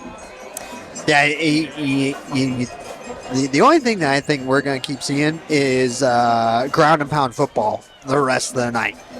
Yeah, it's been working for both teams. Why go away from it? If you're Rochester, though, I think you got to incorporate the pass a little bit. Trust that young quarterback to make some decent high percentage throws. We saw inklings of it right at the end of the second quarter there. He's able to make some good throws. No, he's definitely got an arm. He's got an arm, but I think it's obviously their identity's on the ground, and I get that. But when you're down by a couple scores to a good team like Oxford, you're going to have some big chunk yardage plays in the air. Some confidence boosters, obviously, in the short game. You saw he can hit the receiver for a short gain in the flat. He can do that. He's got some arm strength, but that run game, that's just what they do. They're going to keep going to their senior at tailback, Jack Lauer. And Lauer's been impressive, but on the other side, another guy impressive, obviously, in Johnson. The way that he got that touchdown, he hit the boosters there. Obviously, great blocking by his receivers, his linemen. But, man, he just showed that breakaway speed that you got to have as a powerful standout star back, and that's exactly what he is. Yeah, and it was kind of like almost like he was holding back a little bit in other runs, and maybe it was that patience that he has, right? When he wasn't able to truly get into that high gear, he saw a hole and was like, oh yeah, here we go, touchdown. Giddy up. Well, hey, here's a big opportunity here for Oxford, and I won't say put this game away, but definitely take over and grip this game, just by the neck, because they're going to get the ball obviously here to start the second half. If you can take that ball down the field, get another touchdown, got to like your chances, but we'll see what happens here for the Wildcats. And here's the kickoff. It's a short kick. Wildcats right there to get it. That was Andrew Barrett. Good job by Barrett and the hands team. And listen, they're going to take this ball near midfield. Good field position for the Cats. Anytime you're able to start a drive with your possession right around the 50, ideal. Yep, ideal for sure. And if you can hear us out there, obviously we do apologize for the technical difficulties, but we'll try to keep you involved with this game as much as possible. It's 14-3 Cats right now, and they have the ball at the 45. Hendricks with a receiver in motion on the left side. Lots of room. Picks up that first down and more. He's still on his feet, almost to the 30-yard line. So great play out of the half for Oxford, using that speed to their advantage. That was Liam O'Neill on that carry. 24-yard gain on that. Awesome to come out. First play of the half. Getting great chunk of yards. Yeah. Puts you into enemy territory. You're knocking on the doorstep for another 6. So after one play, they're all the way up to the 35. First down and 10. Starting the second half, you're up 14-3. There's a handoff to Johnson going up the left side there. Lots of room to run. First down and more. So starting to get those chunk plays for this Wildcat offense. 18-yard run there. His second largest run of the night. The offensive line is winning the battle up front. And that's where he's able to utilize his speed, get into the second level, blow past them really, and got tripped up roughly 18 yards from the line of scrimmage for another first down. So started at the 45, just 2 plays to get to the 16. First down and 10 with this Wildcat offense. Johnson still in the backfield, receiver in motion. That's Carpenter. Goes to Johnson. Makes a cut up the middle there, just a couple yards, so not a lot of running room, but goes forward, sets it up for second down and 10. Hard to second say. Down and 8. Excuse me. Hard to say what that play call was. Carpenter led around and had Johnson followed that blocker, wide open field. We're going to be able to kind of take a look at the screen here post play to see it. Yeah, a little bit confusing there with that man in motion. But here they go again, another man in motion. Got some man open over the middle of the field. Hits him, and that's a touchdown. Wow. That's a touchdown. How about Johnson? Luke Johnson going up and getting it, bringing it down, keeping his feet in bounds. Another touchdown. What a pass by Hendricks, putting it where he had to. Only his man could come down with it. That's a touchdown pass, up 20-3. Not only can he do it on the ground, but he can also catch the ball, and no easy catch either. Great play call, leaks out of the backfield, linebacker coverage, gets the foot down for 6. I mean, that's just an athlete out there making plays. That's what Johnson does, so how about it? Luke Johnson gets the touchdown. Katie with the extra point, and just like that, I said it. If you could score here, it would absolutely take the wind out of the sails of a Rochester team that got some points in that last drive. Obviously, they were going for 7. They pick up the field goal. They're thinking, okay, we're able to move this ball. But then Oxford says, you know what? We're going to take that momentum and put it back into our running back's hand. But you know what? We're going to pass it to him. How about a tutty? Yeah, love it. Now Rochester's starting to take possession back. Only was able to put up 7 points last week, averaging around 19.5. Last year, with only a 3-win season, was only averaging about 18.5 per game. There are, so in retrospect, they're already doing better than last year, right? There's definite improvements, but you have to question if they're ready to play some of these better teams like an Oxford Wildcat football team in the red division. And the red division is right. And their other crossover, unfortunately, the powerhouse of Adams, right around the corner. Our big crosstown rivalry at Rochester. They came into Falcon Stadium and took it to them. Yeah, they did. I mean, and listen, might not be ready for those games, but they can beat some of those other opponents that maybe last year they weren't expected to. So listen, it's already been an improvement. It's a good season, but Oxford just primed for some special things this year. Something really cool to see. Tigers up 2-1. Thanks, Jim, on the update. Sellout crowd, over 44,000 people in attendance. Yeah, that's a hot ticket to get. Is another touchback for Katie there, but it's just special to see. I mean, listen, if you're a sports fan, you follow these Tigers, and there's not a lot of guys out there that you say, oh, we got a ton of all-stars, right? No, it's guys that are young guys stepping up. How about a Parker Meadows, right? A Tarek Skubal, maybe the Cy Young Award winner. You got Riley Green, Torkelson starting to show some pop. I mean, name another play. You got a ton of guys, right? Job kind of coming in. Keith, right? Man, yeah. Having Jackson Job there. I was at that game. Had no idea he was going to pitch, and that stadium was going wild for him. So you'd love to see it. And we love to see this up 21-3. Our defense taken back over here from the 20-yard line. Oh, we got 50-50 behind us, and an Oxford Wildcat fan won it. That's awesome. So first down and 10. There's the carry, goes up the middle. A lot of bodies in front there, and this is what we've seen in the first half, right? Yes, they're going forward, but a lot of clock. And when you're down by 2-3 scores like they've been, it's just going to be hard to make a comeback.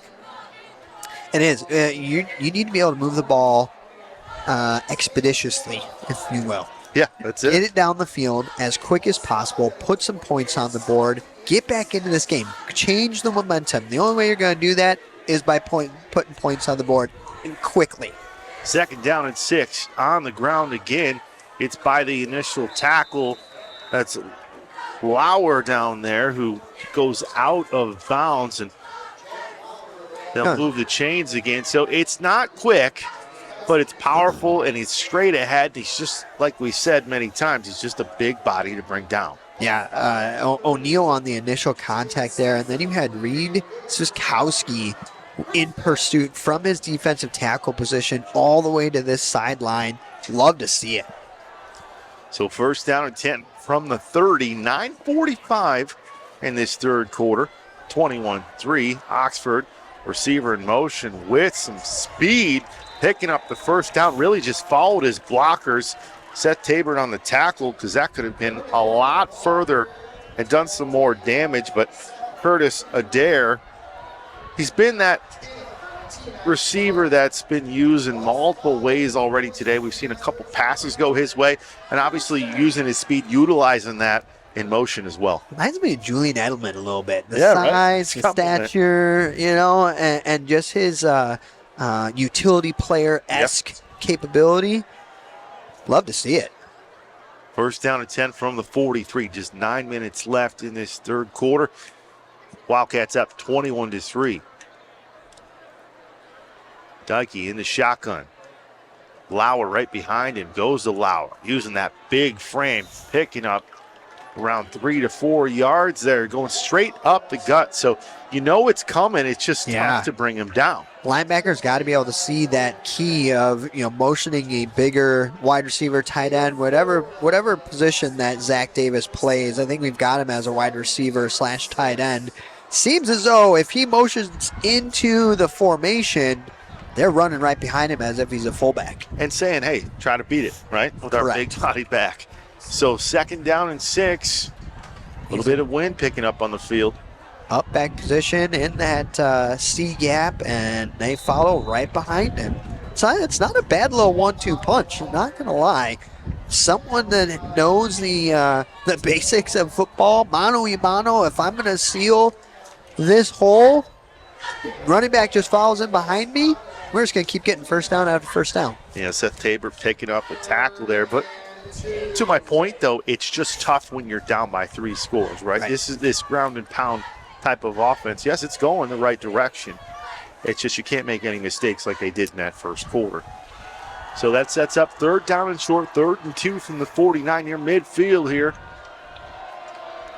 Dykey, that receiver in motion, again, goes to the tailback. He'll pick up that first down. Lauer showing nice vision. Yeah, he's going in one direction, but he's shown the ability to make a quick cut, especially with a big frame like that. Showing his vision as well. Lauer's probably touched the ball 15 times, if not more, already this game. Doesn't really seem to show any bit of tiredness on the field. He's like, yep, no worries. Guess what? I'm getting the ball, and we're going to try and go score. To be young again, right? As I say, first down and 10 from the 44. Handoff to Lauer. Once again, goes through a couple guys, but he's brought down by one of their captains, Luke Johnson. Just plays sound. I mean, obviously now on the offensive end, we know he's a star, but really He's a star just as much on the defensive side. Just a football player and a gamer. Yeah, and last year he was middle linebacker. Last week, I think they had him as an outside linebacker. Looks like he's lined up in the middle linebacker position now. I think that's where home is, and I think that's where he loves to be. So 2nd down and 8 from the 42. 6:36 in this third quarter. Oxford up 21-3. Dyke with Lauer right behind him in the shotgun. Receiver in motion. Look, an extra blocker there, like you said, and he goes right behind him, picks up some big yardage, but a huge hit from the Wildcats there, and he's able to hold on to the ball. So pretty predictable. You see that blocker there, but they don't care. They're still going to go for it. It's hey, I don't care. You know I'm coming this way. You got to try and stop it. They did bring Lauer off the field after that big hit, so getting a water break on 3rd down and 4, critical down for them. But 5:50, the clock just a ticking down. Grabke, that more speedy, shifty running back, and who started the game at the tailback position, and you got a false start. There it is. There's the flag. How about it? Love that by Gainey, too, pointing over there, letting the official know, hey, we got some movement up here. Yeah, in case you missed it. In case you missed it, right? Well, you see it from the guys on Saturday and Sunday. Why not see it on the guys from Friday, right? Help them out there, right?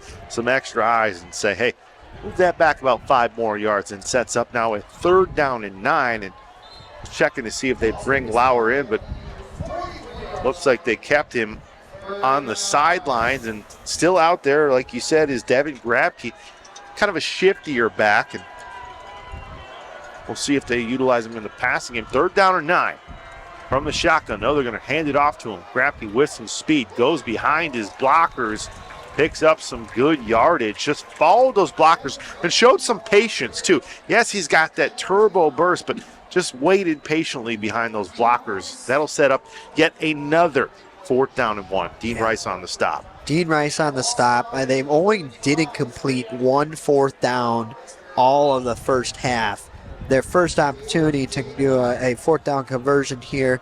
If you're just joining us, 1, thank you so much. 2, score is 21 Oxford, Rochester 3.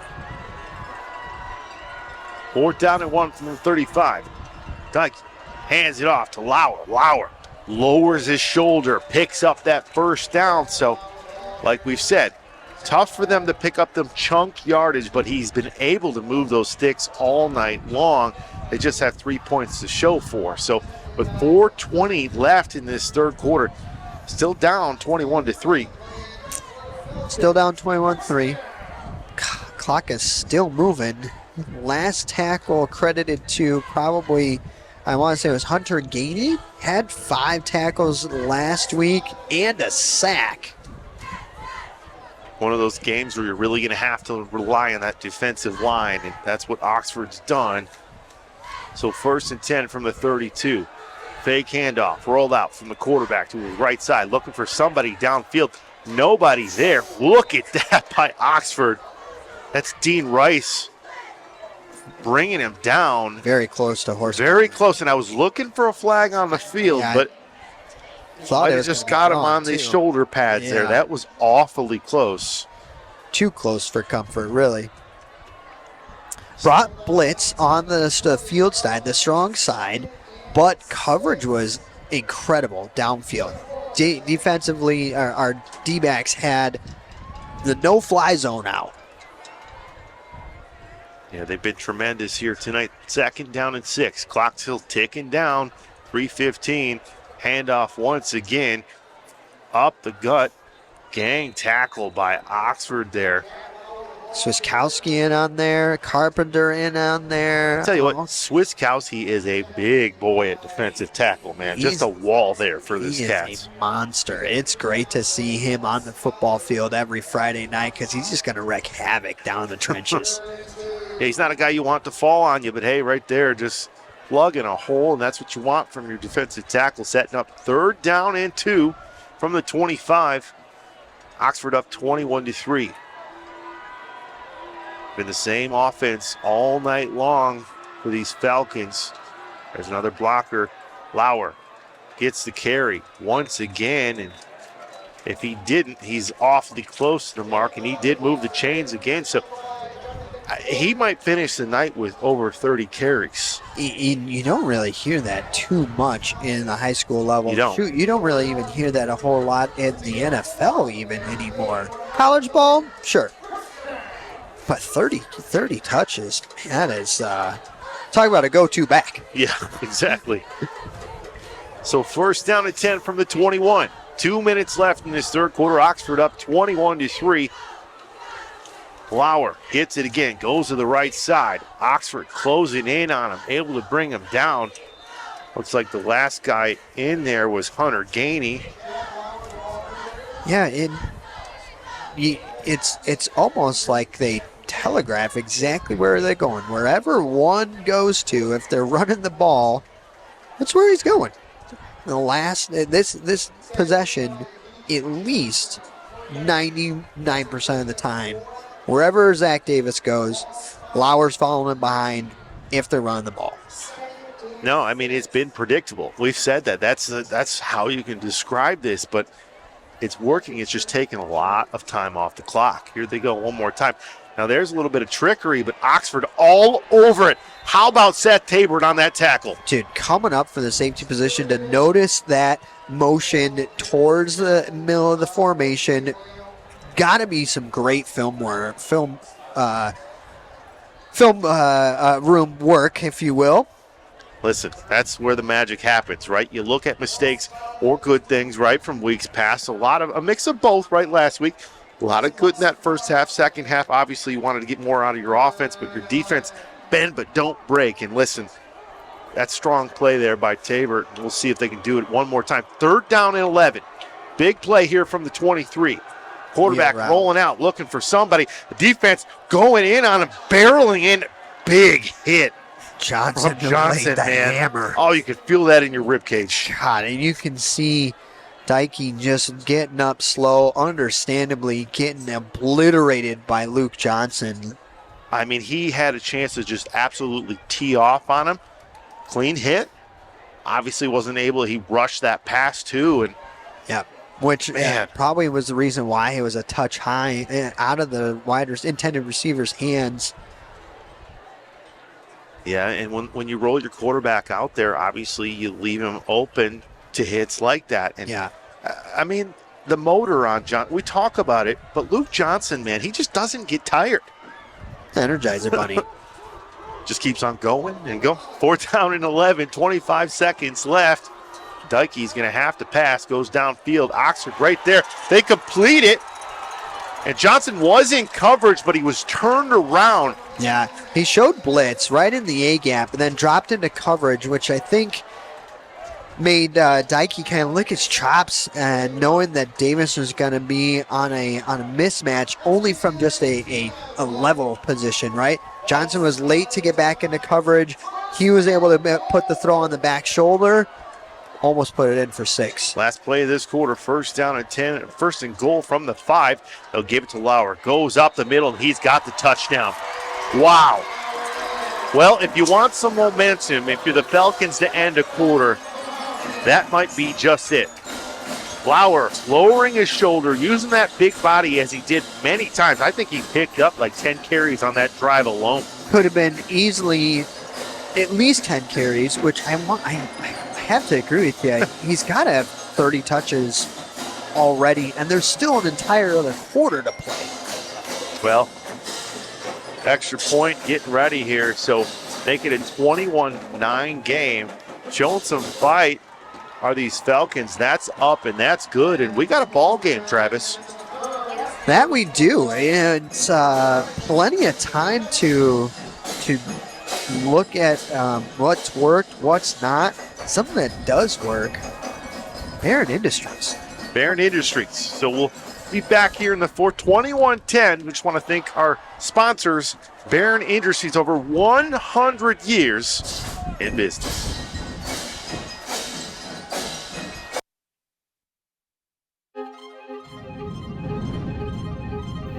Barron Industries, located right here in Oxford, Michigan, is celebrating over 100 years of metal casting excellence in serving many of the world's leading manufacturing companies that rely on Barron Industries for turnkey solutions for many of the most complex and safety-critical industries. Since 1983, Barron Industries has been a trusted partner to the world's leading aerospace and defense companies.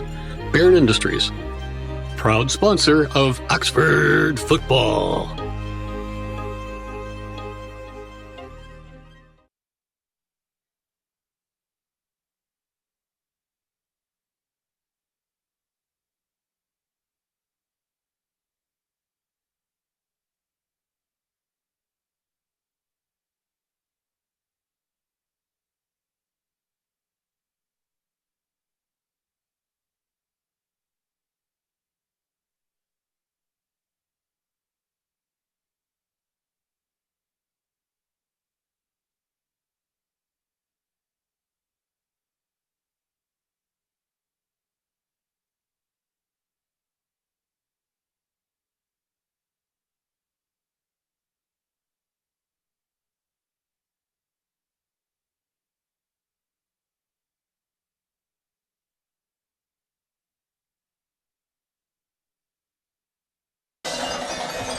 And we're back, everybody, for some fourth quarter action. Oxford up 21-10, but hey, a big drive for the Falcons closes that gap just a little bit.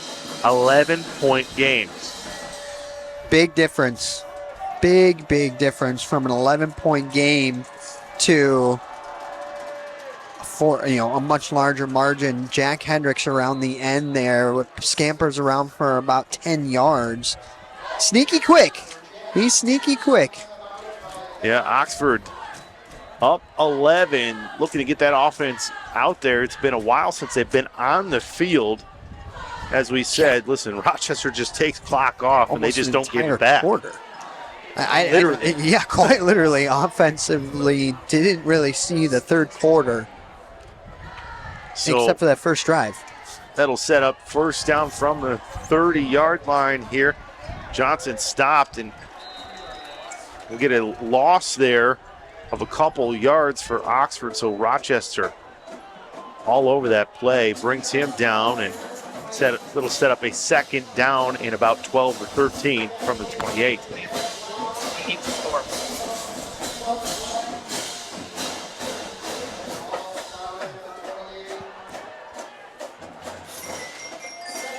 So it says first down up there, but we know it's second down and 12. There we go. Second down and 12 from the 28 after a 2-yard loss.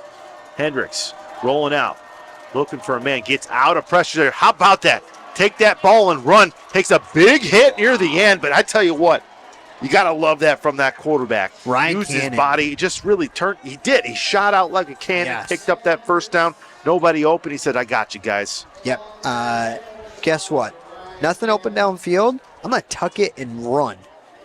Did a great job. 2 chunk plays, 20 yards on 2 carries. That's not a bad average on your carries. Showing that he's dual threat. So sets up first down and 10 from the 41.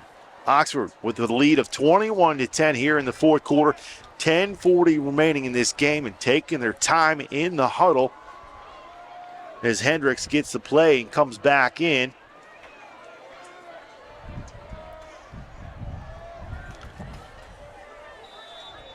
So under the lights here on the road after an emotional win against Lake Orion. We're going to get a timeout here.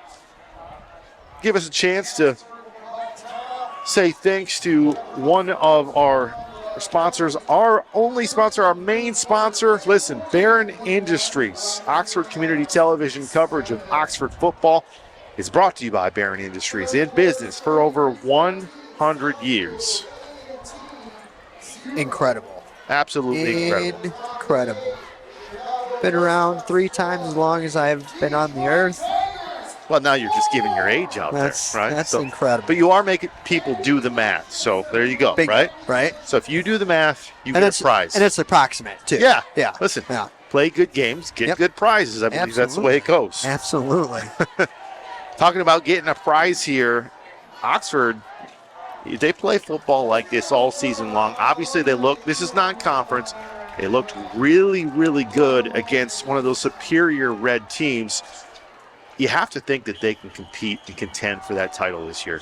Yeah, you got some heck of matchups coming up, too. Yeah, big You're time. coming back home next week against Adams.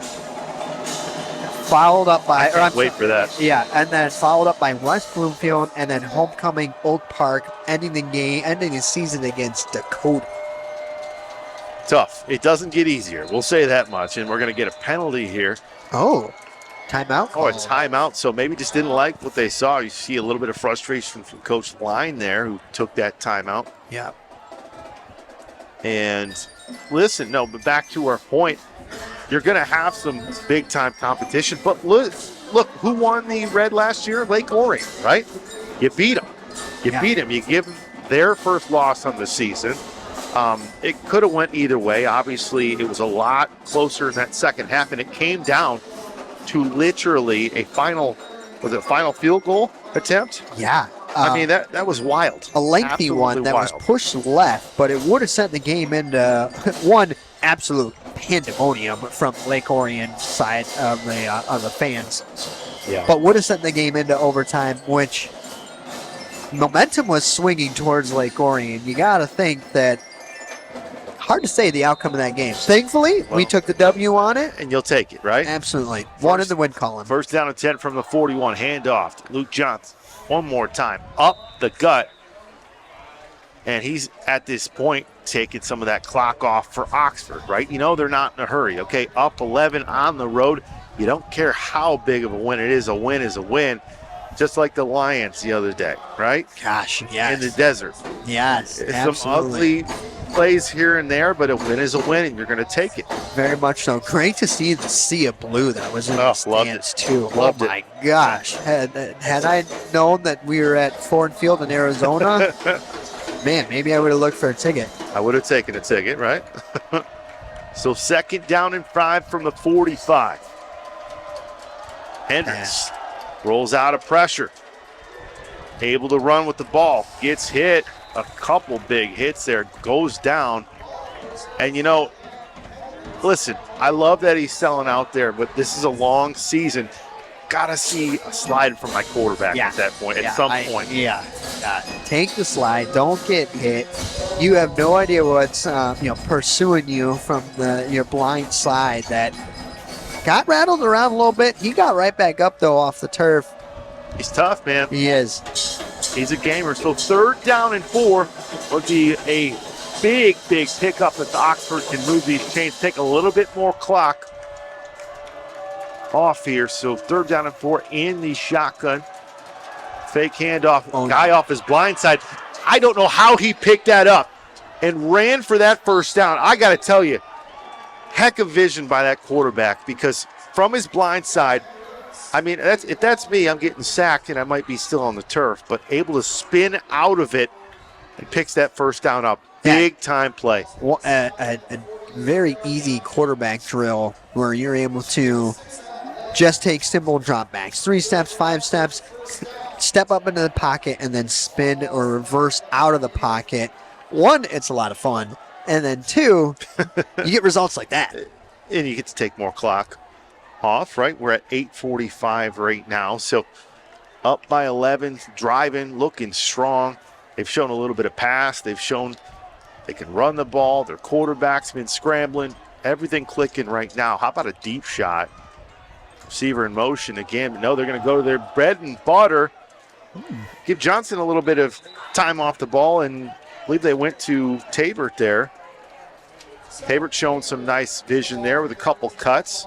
Picks up some yards. About 5 on first down. You'll take it. Completely different styles of runs, eh? Very much so. Very much so. Good to see the patience, though, by Tabert. Somebody that really doesn't see handoffs, let alone any sort of production in the backfield, primarily out at wide receiver. Inklings of greatness in the backfield there. And you know, I love this, right? Just taking their time. Let that play clock go all the way down. You're under 8 minutes now. Keep that ball. Fake handoff again. How about that deep shot? Hendricks goes over, hits his man. The 10, the 5. Touchdown, Wildcats. Jake Champagne on the reception. Perfectly thrown ball across the middle of the field. Rochester had no idea it was coming. Wildcats put it in for 6. Hey, we asked for it. They delivered. Hendricks and that and company really just moving the ball and really setting it up and saying, you know what? We're going to go for the strike right now. 27-10. That could have been the final KO right there. 44-yard strike right on the money. Caught his receiver in stride. Didn't have to stop, hesitate, anything. Just put his hands out right in the breadbasket. Score. Beautifully drawn up and executed. As always, PAT is good, and we are looking at a 28-10 ball game. Took a lot of time off the clock. They said, you know what? You can do it. We can do it better. How about 7? Lake Orion's homecoming game tonight, I believe, as well. They're up in a close one, 28-25. Wow. Wow. And, you know, I don't know if their starter's back at quarterback right now either. And that's Tristan something to keep Hill. an eye on. Yeah. I believe it was Thompson filling in for them last week. Yes. They were going back and forth using 2 quarterbacks, and Thompson kind of, got on fire there in that second half. Some other scores. How about the Tigers, man? It might be tonight. Up 4-1 against the White Sox. Gotta love their chances in the bottom of the 8th. Magic number was 1. All they had to do was win tonight, and they're in. Playoff baseball back in the D. Man, I forget. I sent a screenshot to you earlier today. I'm going to go back to it because it was some wild stat about how many days we haven't had playoff baseball. 3,600 days to be exact. That's nuts. That's nuts. It's great to see. Hey, they've waited patiently, Detroit, and they're ready for it as that ball will go out of the end zone again and up 28-10 with 7:44. You have to think from what we've seen so far, just not a lot of time and enough time for the Falcons offense to work with. Yeah.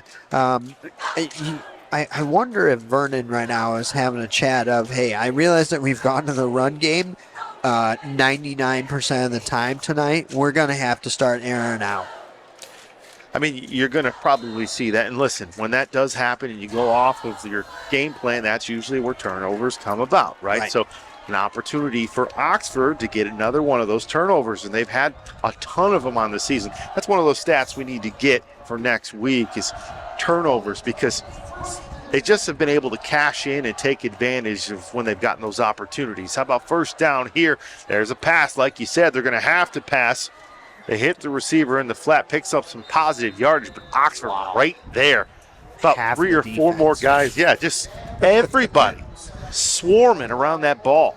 Davis with a 11-yard pickup.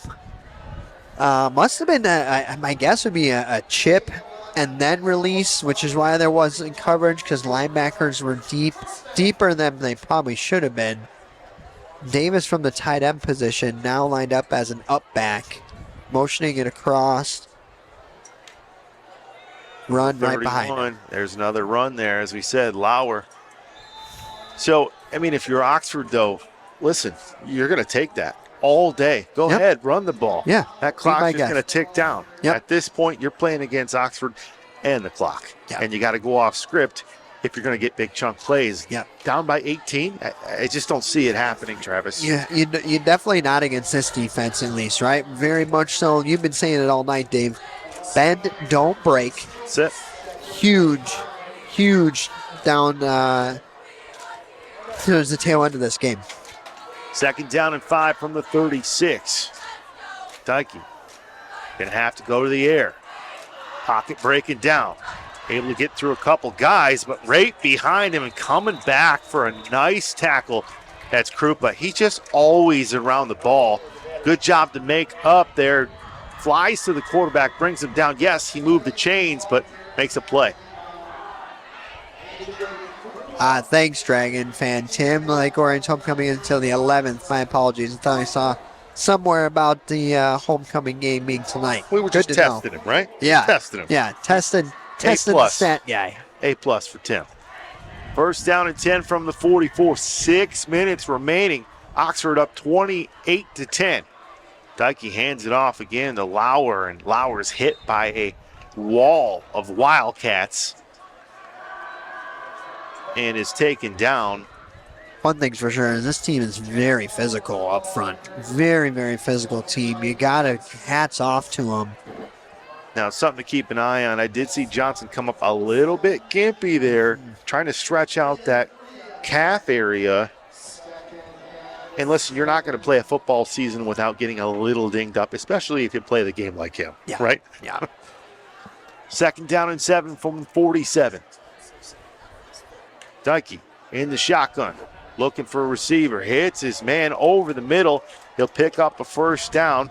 Still fighting. Is brought down. Cat's not in a hurry to get up off that pile either. 8-yard pickup for a first down. So 5:10 left in this ball game. Down by 18. The bend but don't break defense of the Wildcats saying, bring it right at us. But we're ready. So 1st and 10, Dykey with Lauer in the backfield. Dykey drops back looking for a receiver.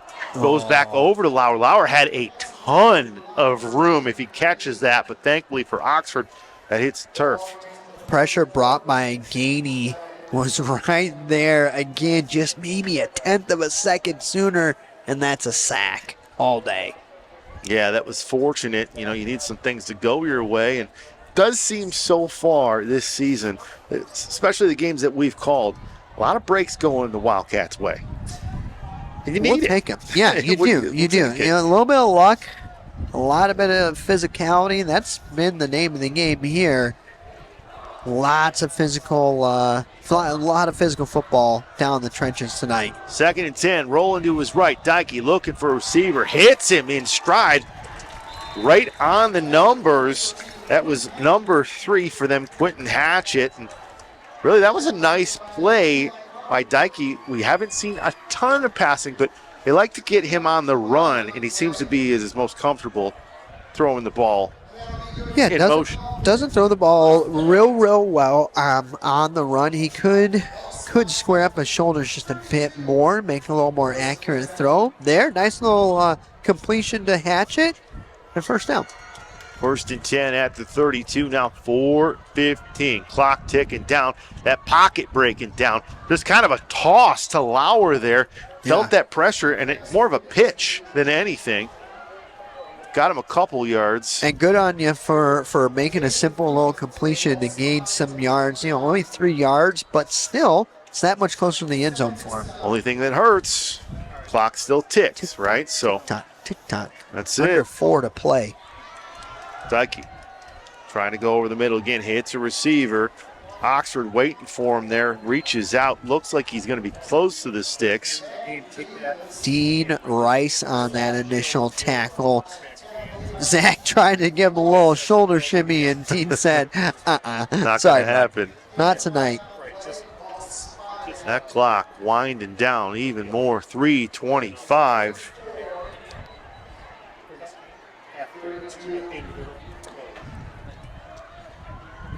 Third and 2, 24. Dykey goes over, hits a receiver one more time. Got some speed, picks it up, and gets out of bounds. Hatchett showing a little burst of speed. He's got some speed, but it may have been going to the well just a little bit too late. Yeah, I do wonder why they haven't thrown to him way earlier in the game. It was a lot of targets to Adair and Davis, but you got a speedster. Yeah, and showing the ability to make a play and get out of bounds too. Showing some awareness out there. Listen, top of the 9th, Tigers up 4-1 if you're watching. Some history about to be made. 1st and 10 from the 12. 3 receivers at the top of your screen. Dykey looking over to that side. Hits the receiver in the flat. Picks up a couple yards. Wow. Who was that out there just pushing? O'Neal on the initial contact. I think it was Dean Rice out there. He's just using his body and saying, just sit down. Rochester player down on that far air sideline, almost sideline. Yep. Right on the goal line. Had to have been maybe even friendly fire or inadvertent. Coach Vern out to take a look at his player, and while we do that, of course, we want to thank Barron Industries, Oxford Community Television coverage of Oxford football, brought to you by Barron Industries. Been around for not 99 years, 100 years. 100 years.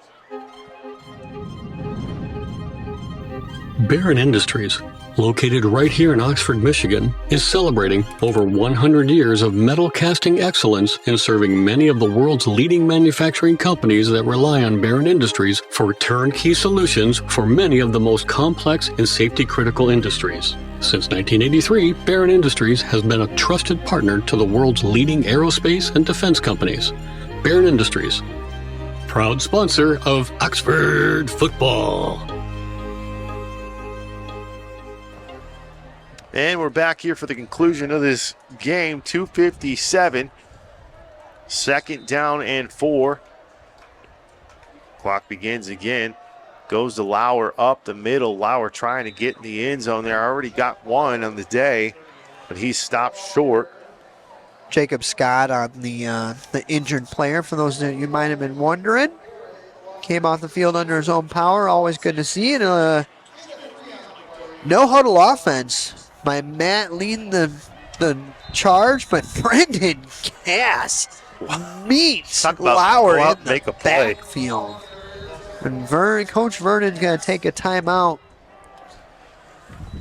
Well, we talked about, listen, this football team, bend it but don't break. Listen, they know, just like we've said, hey, look, they take a lot of time off this clock. Just don't let them get by you. Keep them in front of you. And that's what Oxford has done a great job of. Yes, they've given up first downs, but keep the man in front of you. Do not get anybody behind you, and they haven't been giving up big plays. Right. Very minimal plays over 10 yards. I can think of two or three plays from Rochester that were over 10 yards. The fact that you're able to hold 2:25 left, obviously, too. Didn't mean to cut you off. Not at all. The fact that you're able to hold any varsity team to a handful of plays under 10 yards, you probably have the upper hand and the score. Of course. A big chance here. How big would this be? 4th down and 2. Wildcats trying to keep the Falcons out one more time. Left side. Dykey. Right side. Looking for a man. That's knocked down. Wow. How about it by the Cats? One more stand. Andrew Barrett. Another turnover on downs. Wildcats defense saying, listen, we're going to bend. But what are we not going to do, Travis? Not going to break. We're not going to break. Another turnover. 2:23 left in this ball game. You have to think that all but wrapped it up by 18 points. How about some more good news? Tigers clinched. They're going to the postseason as well. Just a celebration on the field, man. What a night. What a night is right. Great night in sports. Got college football tomorrow. Of course, the NFL games on Sunday, but the one that most of us are looking forward to, Monday night, Lions, prime time. Juicy. Baby. Going to be a good one. Try to snap that 2-game losing streak to a team in Seattle that's really had our number, right? Yeah. The Seahawks. Couple yard gain there. Just keeps the clock going, but I think we got a timeout by the Falcons. So, and why wouldn't you, right? You're going to stop that clock. Right. Even though this game is all but been decided at this point, but got to play the game. Yeah. Shout out to the student section, though, coming out and supporting your team. I love to see it. Construction theme. I love it, right? Saw some of the elementary schools participating as well. So they're getting that school spirit started at a young age. It's awesome to see the town come out and support their team. Maybe 30 minutes down the road? No, man, you got to love it. Have to love it. And listen, it's been really, we just thank everybody here at Rochester. Nice booth in here to call the game. Lots of room. We're not on top of each other, which when you go on the road, you never know what to expect. No. Right? I will say this. Adams has us outside the press box in the stands. I kind of love that. Not going to lie. It's interesting. It's interesting. You're right in the thick of it, but I'm not going to lie. Kind of like it. I like it. But I also like the roominess here. Yeah, I love the hospitality. I can't run a 40-yard dash in here by any means, but there's plenty of room up here, folks. Receiver in motion one more time. Gave it to your back. Johnson there. Was that Preston Wilder coming in, getting a carry? Yeah, a sophomore, up and coming. Gotta be thinking that I'm just taking notes every single time that Johnson touches the ball. I gotta just follow, replicate as best you can. What a great teacher to have. Yeah, I mean, and leader as a senior to a sophomore. You're learning a ton this year, knowing that your name's probably gonna get called next year. Some big shoes to fill too. Yeah, and it's hard to believe that he's got Luke Johnson. He's obviously a standout senior, but he's a guy that's going to be back here for many years to come. You have to believe that. He's the kind of player you want back at the program, right? Oh, gosh, if you're not playing, please help these kids. And he's going to. It'll be a natural fit somewhere, some way if he does want to do that. Obviously, he's not done playing, right? So We'll see. And it's hard to say exactly where he's going to go and what he's going to do. Right. He's got looked at, obviously, as a wrestler, state He's an athlete, man. champion wrestler, and then you can't ignore the athleticism on the football field either. Preston Wilder with another carry, 2 yards for a first down, which with just zero timeouts for the Falcons. That Clock to wind down. Wind down, and you only got to run all of three and a half plays. So let's assess this team offensively so far. What have you liked, Travis, and what do you think needs a little bit more working on? Because obviously they didn't pass a lot, but when they did, big plays, obviously a big touchdown pass. Sure. You like the direction. Obviously some more big chunk plays. Running the ball, they have it in them. Maybe get that passing game going a little bit more, right? But you didn't need to in this game, obviously. Right. But later on, as this season gets on, as you play those tougher red opponents, you're going to have to be able to pass that ball as well. Especially against folks like your Adams and your West Bloomfield, two huge football schools that one's going to come to your house, and the other one you're going to have to go to and try to gut out a win.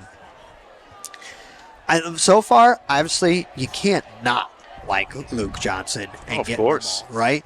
But what team is going to figure out that that's our identity and take that element away, and how are we going to be able to respond? Well, that's exactly it. Where do you go from there, right? We've seen guys step up. We have seen a lot of guys step up. We've named a few of them already today, right? We've seen Dean Rice stand up. We've seen Pavlok step up, right? Yeah, Champagne. I mean, we called Champagne a ton last week, right? So there's other players like that, but you need somebody else to step up. Who's going to be that guy? Because eventually you're going to scheme for a player like that and make it a little bit more difficult. Yeah. I think, obviously we had Tabor in the backfield tonight, which was unexpected. But I also think that it's prep for the following week. Right. Yeah. I mean, and it was a pleasant surprise and love seeing it. But, hey, how about a victory? On the road, you're going to take it every time. The final here from Rochester is 28-10. Dave Sasesky alongside Travis. Travis, we talked about what we saw defensively. Yes. We talked about what we've seen offensively. How about some love for this coaching staff? They just seem so prepared. Yes. Obviously, a big matchup last week, got that win. A lot of times when you're coming off a big emotional victory, it can be a little bit of a letdown. There was not tonight. No, the momentum continued, right? They did a really good job in the film room, really studied what this team is able to do for the most part, and that's just hand the ball to Jack Lauer. Did they take him out of the game completely? I would say not. The kid still touched the ball 20, 30 times, but they limited the big plays. They did limit the big plays. I feel like there was only, again, maybe 2 to 3 plays over 10 yards. You're going to win football games when you do that. There's no doubt about it. It was bend, but don't break. But listen, in the end, Oxford gets a 28-10 victory. Yes. We go on to next week. Obviously, tougher opponents are coming. Yes. You got to win, and you got to beat the teams that are on your schedule. That's exactly what the Wildcats are doing. This has been a lot of fun. We appreciate everybody, obviously, for tuning in. Thanks our production staff here. Going on the road's not always easy. It's not. But we do our It's best. not. So for Dave Siseski, for Travis Wilson, thank you to everybody for tuning in. Wildcats get another victory, 28-10 the final. We'll see you next time. Barron Industries, located right here in Oxford, Michigan, is celebrating over 100 years of metal casting excellence in serving many of the world's leading manufacturing companies that rely on Barron Industries for turnkey solutions for many of the most complex and safety-critical industries. Since 1983, Barron Industries has been a trusted partner to the world's leading aerospace and defense companies. Barron Industries, proud sponsor of Oxford football.